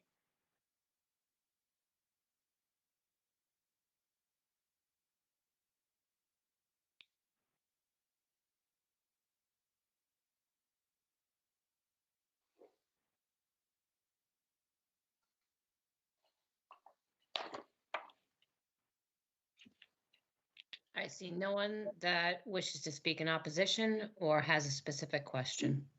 Okay, then I would say to Mr. Gianfrido, before we have questions from the board, would you care to answer the 12 concerns that I highlighted from the Courtyard Condominium Association Board? Yes, sir, I would. Actually, we can start there for sure. And if you'd like me to comment on the other things too, I can. Well, let's so let me go. Start with these 8, please. Sure. Okay, sure. So let me go down the list there. First of all, I just wanted to mention that we're actually not abutting Balfour Lane. Actually, our neighbor to the left there, 1218, is the actual real abutter. And then we're the property next door to her. So our parking spaces are, our property line is not even close to Balfour Lane. But I'm going to walk down and address all of their concerns. So number one, you can actually see on the site plan, Balfour Lane is to the left of 1218 there, not against our property. But we already conceded on number one. We already conceded in the planning board hearing that it's not appropriate to put a drive-through in. We would never do it. So we agreed not to, to concede to that and never put one in and never ask for one. So that addresses that question. Number two, the parking doesn't even, it's not even close to Balfour Lane. So I think they might've been talking about the parking from 1218. So we don't feel that that's an issue. The honeydew number three, the colors, as you know, we already conceded to go from the bright red to the maroon color on all our signs and our awnings, so that it fits in a little bit better. So I think that addresses number three. Number four, we don't store any large storage units on our properties. We don't have them at our other stores either. The only thing we're going to have is a dumpster in the back there, and that's it. And our freezer, which we already got approved from the Historic Commission to add the freezer back, which was already existing. Number five, Honeydew actually switched over to paper cups 2 years ago. And we actually plan to, offer paper straws also. So we are addressing, the concerns about, making a commitment to reducing plastic and styrofoam. We've already made that commitment. We actually were ahead of our competitors on that. Number six, once again, we don't abut the residential property, but, we're going to have, our hours are going to be, 5 a.m. to 6 p.m. As far as deliveries, we only have one delivery a week that comes from Gordon Food. It is an 18-wheeler. It will pull up in the back of they'll pull up in the back of the property. They'll be on and off in probably 15 minutes through the back door, and that's just once a week. We get a Pepsi delivery once every 3 weeks, and then we get a Red Bull delivery once every 2 weeks. And both of those companies will be in and out in 5 minutes. So we don't feel that that's an issue. Number seven, the light, we're not changing any of the lighting. All the down lighting that existed from the former restaurant, we're keeping it.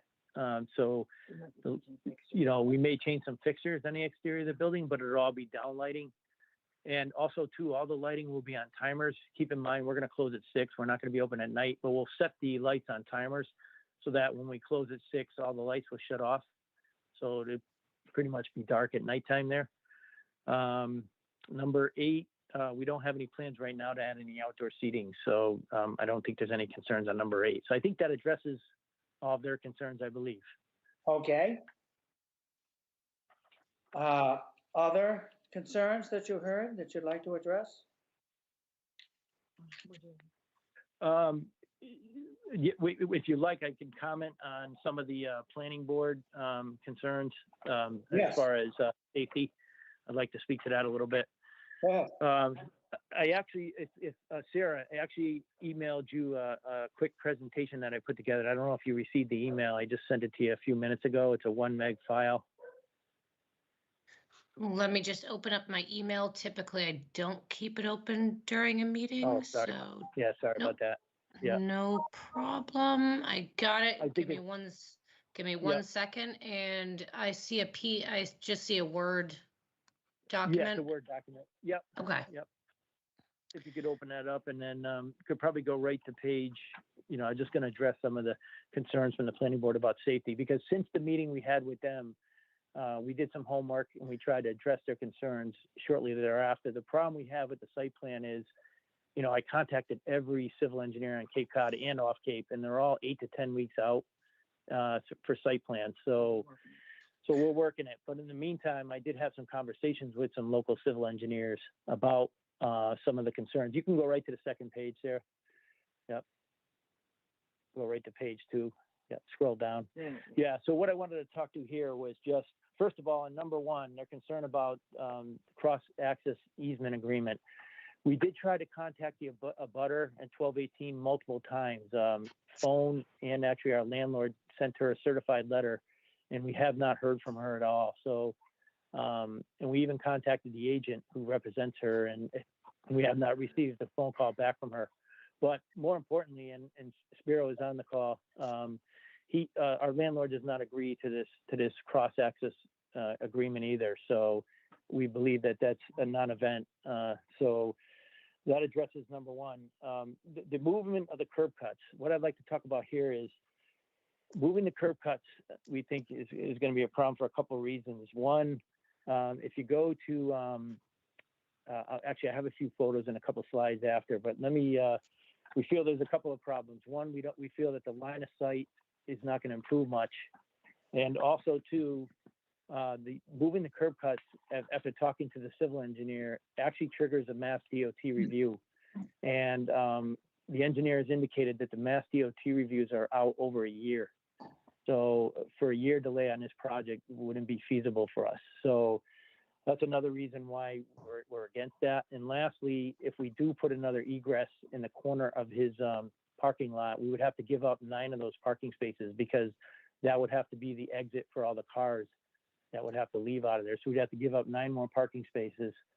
But on top of all that, I just want to walk through my slides here. So the first slide there is, I did some research on crash reports at 1200 Main Street, and you can see that over the last 20 years, this is from Mass DOT, there's only been 8 crash reports total over 20-year span in that area. All of them, 50% of them occurred after 2 p.m., which is the slowest time of the day for us. None of them occurred during our busy times, which would be 6 and 10 a.m. So that's my first piece of data. If you go to the next slide, Sarah. The next slide is, just scroll down. I talked about this earlier. You can see between the hours of 6 and 10 a.m. are our busiest times, and that's the least amount of traffic, eastbound, westbound. This traffic count was taken in August, which is one of the busiest times of the year. So I just wanted to show you that data. You scroll to the next slide, please. We feel what's going to be best to improve the safety pulling in and out of that parking lot is actually removing some of the overgrown vegetation there that's grown for probably over 40 years since, New England Pizza's been there. So I actually called Nicole at Conservation, and she said she was going to approve to have the Department of Public Works come and cut some of the vegetation back. But when I called Public Works, they indicated that the property is actually Mass DOT property because it's highway. So I even called Mass DOT, and they said that all I'd have to do is submit for a permit, and they could come out and give us access to remove vegetation. And we feel that this is the best option. So if you scroll down to the next, and Mass DOT, by the way, owns 40 feet off the street. So so this is a good photo. I put this photo in there because you can see the line of sight going westbound on 28 there. You can see cutting back the vegetation would improve everything significantly. Also, too, you can see there's vegetation growing around the fire hydrant, so you can remove that. And also, if you notice, if you're pulling off of Old Main there, you come up to that stop sign and a car wants to turn left, they also have the same problem. They have no visibility either. A car is going eastbound. So you're almost killing 2 birds with 1 stone by removing some of the overgrown vegetation. Go to the next slide, please. So in this one, I actually found some data off the American Association of State Highway and Transportation website, which is the standard for highway safety. And I found this table, which is the minimum recommended sight distance or stopping sight distance based on speed limit. So in my picture, the speed limit in that area is 35 miles per hour. So you can see I circled it there. So the minimum stopping sight distance is 165 feet. So my picture is actually me standing in the road at 165 feet. And the truck, the red truck that you see over there is actually my truck pulling out of the parking lot. And you can see at 165 feet, there's visibility there. But we feel, like I said, removing some of the overgrown vegetation will help improve that significantly. So lastly, if you go to the last slide, we just wanted to, I have some photos just to make a comment on moving the curb cut. So you can see moving the curb cut. The first photo on the top left is if you were pulling out of the parking lot as it exists today. And then the photo on the right, top right, is if we were to move the curb cut 50 feet, which really doesn't, change the line of sight there. So that's why we feel, once again, removing that overgrown vegetation over there would help significantly. So that's what I have in response to the planning board. Obviously I haven't had a chance to present this to them yet because we have to go back to them with a new site plan. But this was going to be what I went back to them with. But I figured I'd present it to the zoning board tonight. And then that's it for that one. The only last comment I have, just on Mrs. Freeman's letter, was the only thing I have to say there is, her comment about, intrusion of chain store and formula. And, I agree 100% with what Spiro said. We are, there's no impact to the local-based economy. We are a local-based business. We live in the area. We generate a lot of local revenue. We contribute to a lot of local charities. We employ over 30 employees who work locally. We plan on doing the same in Chatham. We plan on being very involved in the community, hiring local people. I'm even, like Spiro mentioned, I'm going to be baking on site. And I'm actually going to be the one baking every night because it's hard to find help, as you can imagine. So I just wanted to throw that in there. While it is a formula business, I consider the Honeydew franchise. I mean, 95% of the Honeydews are owned by local owners like myself, and 95% of them are in Massachusetts. So we're not at one of those big chains. You won't see the Dunkin' Donuts owner. You'll never see the Cumberland Farms owner, but you will see my wife and I at our businesses every day. So that's my comments to everything tonight. I appreciate all your time. Thank you. Okay, well, thank you for that presentation. So let's see. I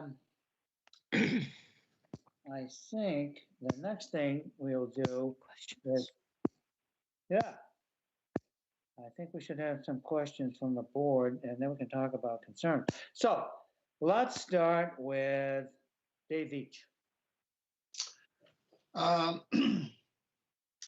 I don't think I have any questions. I certainly would like to see an updated version of the sign colors and things, because I think that really is germane to our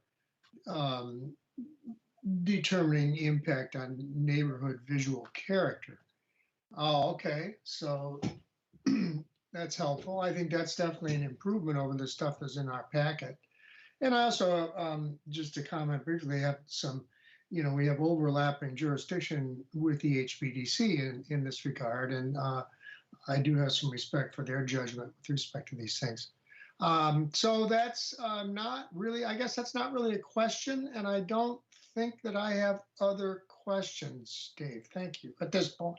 Well, before we leave, Dave, are you still concerned about getting an up-to-date site plan?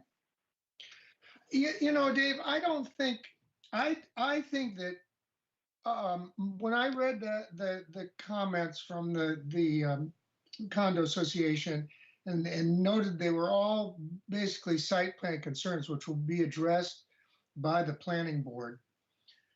And the planning board will advise us, but I feel like our take on this comes from that, that additional condition that we review in looking at formula businesses, which is the impact on neighborhood visual character of any formula business.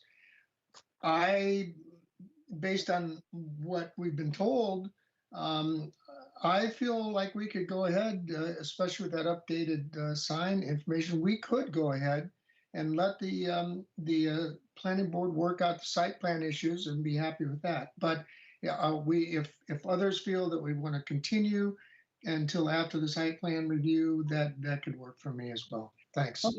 All right, Paul. Yes, I appreciate the information that's been provided.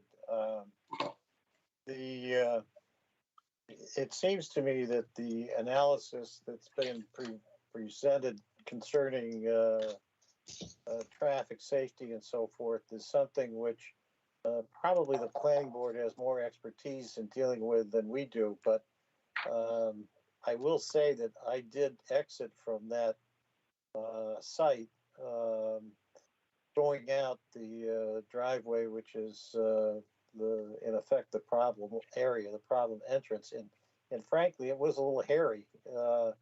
Maybe that's because of vegetation. I'm not quite sure, but when we're looking at impact on traffic flow and safety, it's an issue that I do have some concern about. The other aspect of it is in the brief presentation that has been provided to us, there was information about the fact that I think there were very few accidents or no accidents in the 6 a.m. to 10 a.m. time frame, which is when they do most of their business. But of course, the business that's been there is a pizza business, which presumably is doing nothing between 6 a.m. and 10 a.m. So I'm not sure how probative that is of the issues that we would be most concerned with. The lighting, overhead lighting and so forth, sounds like it would be the same as it was going to be before, and that they will not be operating after 6 p.m. So presumably that means that the lighting issue should not be a major one. I think I would be more concerned about the issues that the planning board is actually going to be addressing and providing for us and the way it overlaps with us. So especially from the impact on traffic flow and safety. So I would still like to see the site plan review by the planning board as a part of what we then consider as to the impact on the neighborhood and the suitability of the site for proposed safety and traffic flow. Buck. Do we know if the letter from the Courtyard Condo Association or something close to that, a copy of that letter was also sent to the planning board? Sarah? I do not know if a copy of that was sent to the planning board as well. Because it's specifically addressed to the ZBA. Okay. Well, under that, I would then go along with Paul and say I'd like to wait for the site plan review from the planning board. Okay, did you have any other concerns that you could mention to Mr. Gianfrido? I was concerned about the fact that he said we don't have trailers, but that leaves the door open in my mind. I guess it's hard to have concerns until you have all the information. Okay, Dave Thompson. Thank you, Mr. Nixon. I again wonder if we are being a little quick on this. I wonder if we should wait for the planning board.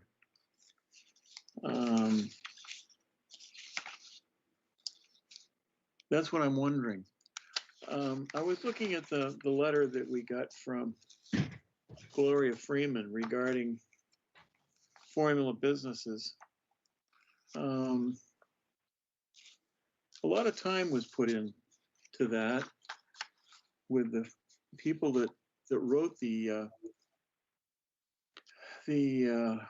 amendment for the zoning bylaw, and they thought the town thought enough of it so that they had a special town meeting where looks like about 350 people, 325 people showed up.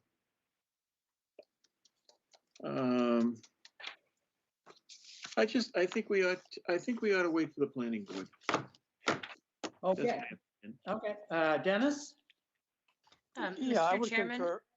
sorry, may I just, Buck, to answer your question, I just looked at the planning board draft minutes from May 24th. And it does not appear that the letter was submitted to the planning board as not referenced in their minutes. If you would like, I can forward that to the town planner for her knowledge. I think that's a great idea. Anyway, Dennis. Yeah, Dennis Sullivan. I thought it was a very good presentation by Mr. Gianfrido, by the way. And I would like to see what the planning board has to say. And in particular, I think this is going to look a lot nicer than what was there before, but I would like to see something like a landscape plan or some visual photographs as to what this is actually going to look like at the end. So maybe they could present something like that. Oh, good. Okay. Megan. If there is a landscape plan, that expands beyond what there is there now, which isn't much, I would love to see that. Otherwise, I think all of my concerns have been addressed. Bill. Yeah, I did have a question. I mean, given that one of the special permit criteria and the big one, which seems to be in this case, is the impact on traffic flow and safety. I think a lot of the questions that the planning board had were somewhat addressed by the applicant, but in your presentation, you said you had to get a permit from the state. Is that the permit that you were referring to if you move the access point, or is this just some kind of a permit to allow for some clearing to occur? Yeah, that's exactly right. It's a permit to allow for some clearing to move. Moving the curb cuts would be a review, Mass DOT review, which is totally separate. Mm-hmm. So that's something that could happen quickly. I mean, it's not going to slow you down. Do you have any feel for that? Yeah, hold on one sec, please.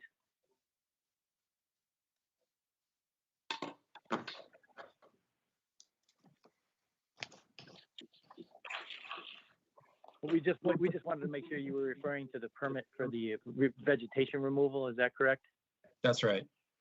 Yeah, so we did contact Mass DOT, and yes, they said that, we would just need to set up an account, and my landlord would actually do this because it's his property. Set up an account and then file for the permit, and it sounded like it would be something that could happen very quickly. Yes. Okay. Mr. Chairman, if I can also answer the question, this is Spiro Mitrokostas. We will probably be proceeding with that permitting and clearing regardless, now that we've been made aware of the issue. So that could actually precede even this applicant's business being established there.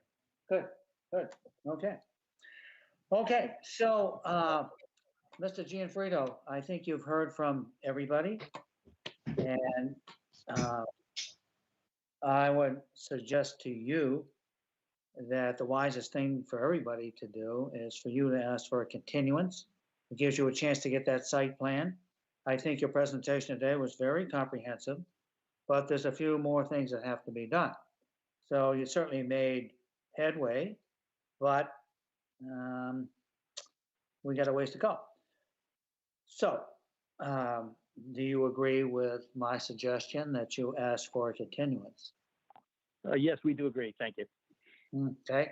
Sarah, do you have a date that makes sense for having them the opportunity to get that site plan into the planning board and having them take a look at it before we meet again with them? Tony, when do you reasonably expect to have the site plan completed and filed with the planning board? Yeah, that's the issue. Like I said, we've called probably 15 different civil engineers, and they're all 8 to 10 weeks. But I know we're working with coastal engineering, might be able to get it faster. We're hoping. Yes. And there's another company that might be 3 to 4 weeks out. So I don't really have a definitive date for you yet. I can get back to you on that within the next couple of days, unless Spiro, you have something to add there.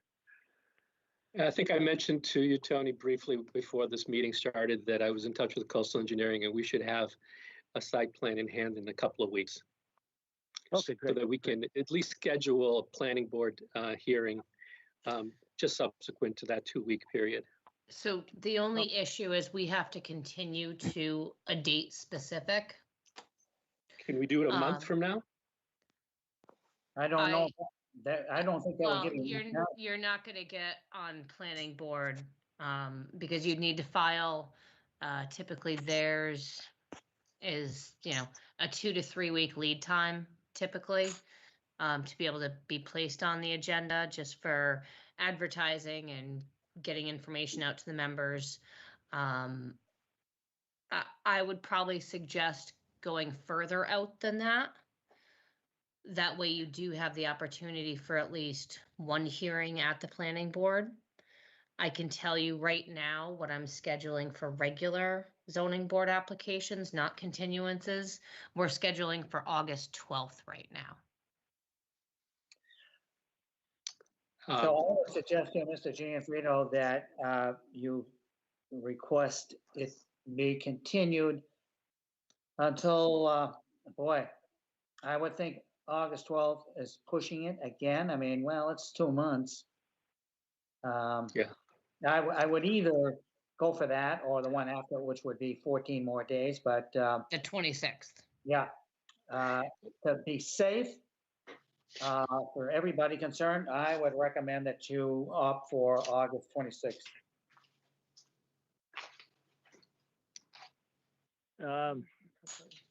Yeah, we prefer to try for the 12th. I think we can probably get that in there. Yeah, maybe we shoot for the 12th.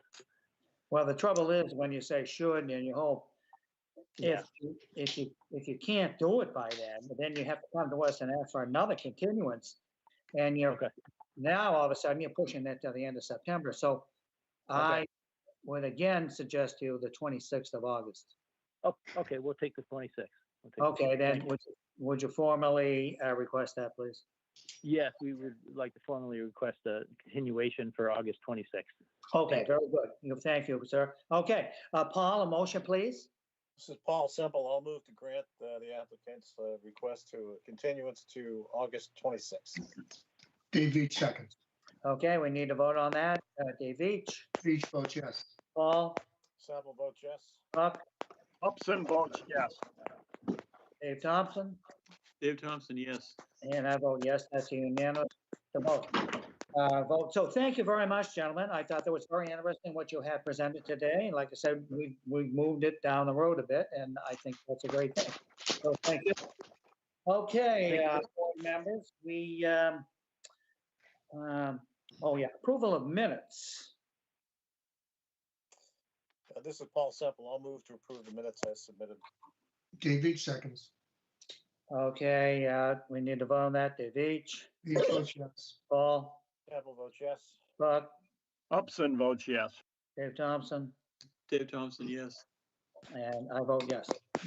So I think Sarah and I want to bring you all up to date on what's been going on about trying to meet again in what I refer to as Studio B. That's the big meeting room in the basement of the annex. They've made some great improvements. We were both entertained, I should say, by 3 of the selectmen, our town manager, 3 members of the Boys in the Box, as I call them, led by Mark. And I was very impressed by the changes they've made in the audio system, and they've done all kinds of things. It really was great. So we had a discussion about the next move about getting away from this kind of meeting. And they used the term hybrid, this and all that. So the select board is starting next week to try it out. And they're not having anyone in there except for the 5 of them and Jill. And I don't know beyond that, but the discussion came around to us. And they asked, well, number one, when do you think you, meaning the ZBA, might want to get back in here? And I said, well, we typically need 3 or 4 weeks lead time. In truth, as Sarah pointed out, she needs 20 days lead time because of the ads that we run on the Chronicle, and they have to be correct and all that sort of thing.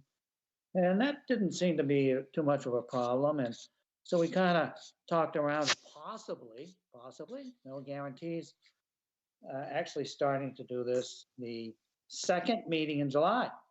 And if that happened, that'd be great. We'd only have to have 2 more of these. But the board, the 3 members of the board, which was Shireen, Peter, and Dean, asked, what do we think about masks?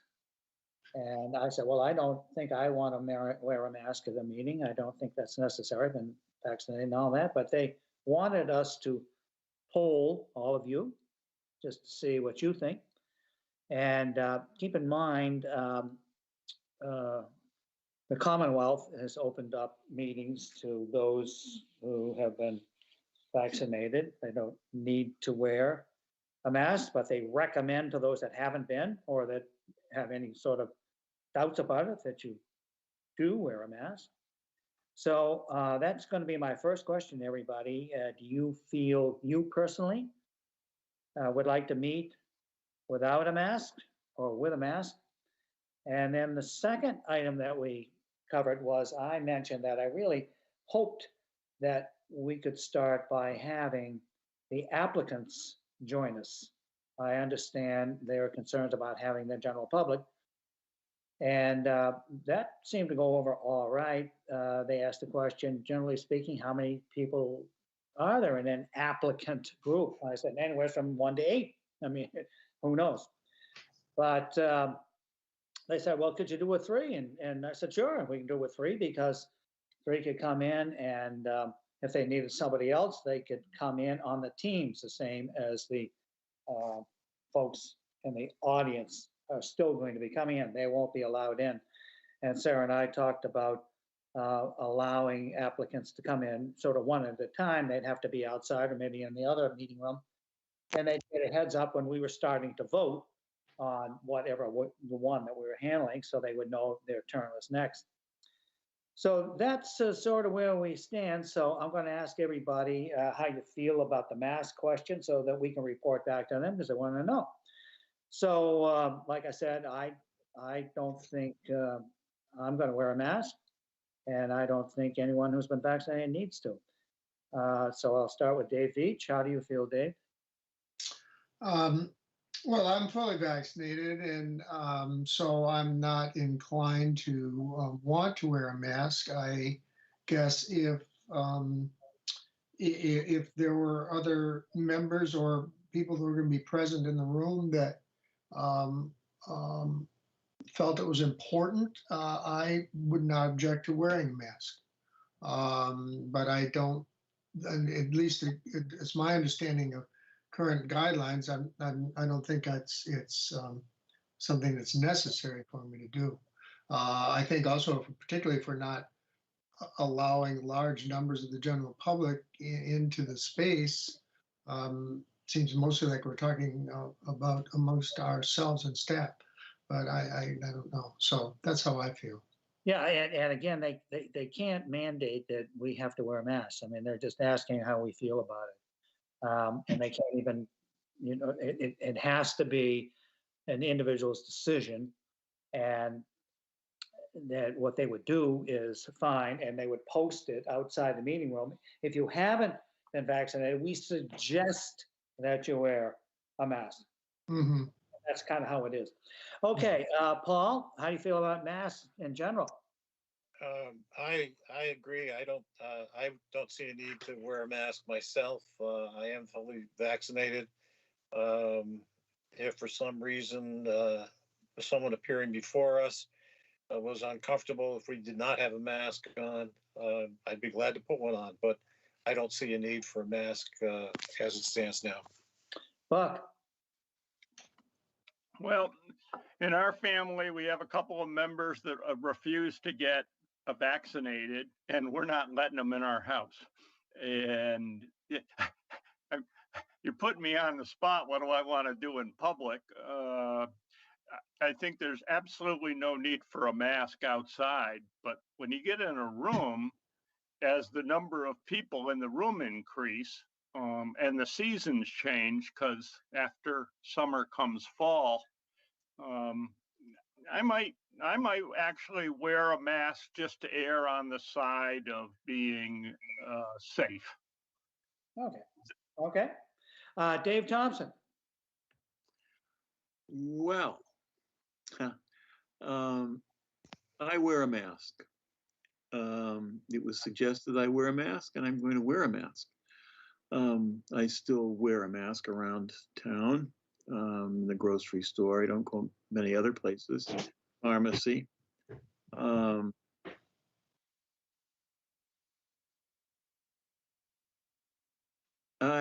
I think if I wanted to wear a mask is fine. If the others don't want to wear a mask, that's fine. I would hope that we could check the people that are coming in to make sure they have had their shots. If they haven't had their shots, We can't do that legally. oh, damn. Sorry. Okay. I know, I understand. You're probably going to find me, aren't you? Well, I don't have that ability, but I think you do. If they don't want to wear a mask, that's fine, but I'm probably going to wear mine. yeah, and again, you know, it's a individual thing. Dennis, how do you feel about masks in general? Well, I've been vaccinated. I haven't been wearing a mask lately, and I don't see any need to change that. I think I'd follow what you recommended, David. Okay, Megan. I'm fully vaccinated and don't currently wear a mask. I would say, is there an opportunity for, if there is someone who is concerned or nervous that is coming in as an applicant especially, is there an opportunity, given what they've done to that room, to do a hybrid meeting for that person and let them Zoom?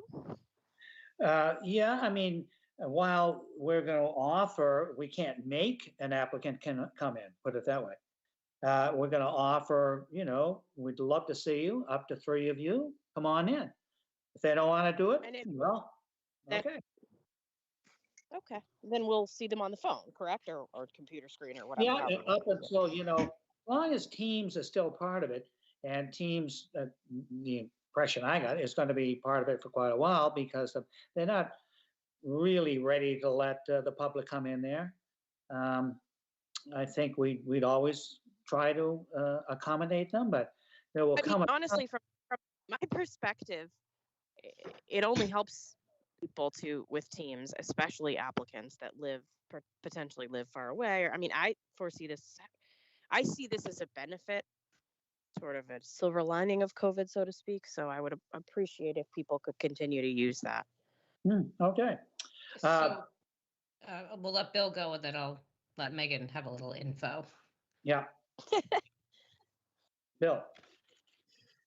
Yeah, I'm also fully vaccinated, and I'm not wearing a mask, and would not see the, you know, the positive of having to do so. So I would agree with what you said, Dave, in that, you know, I think we can move forward without them.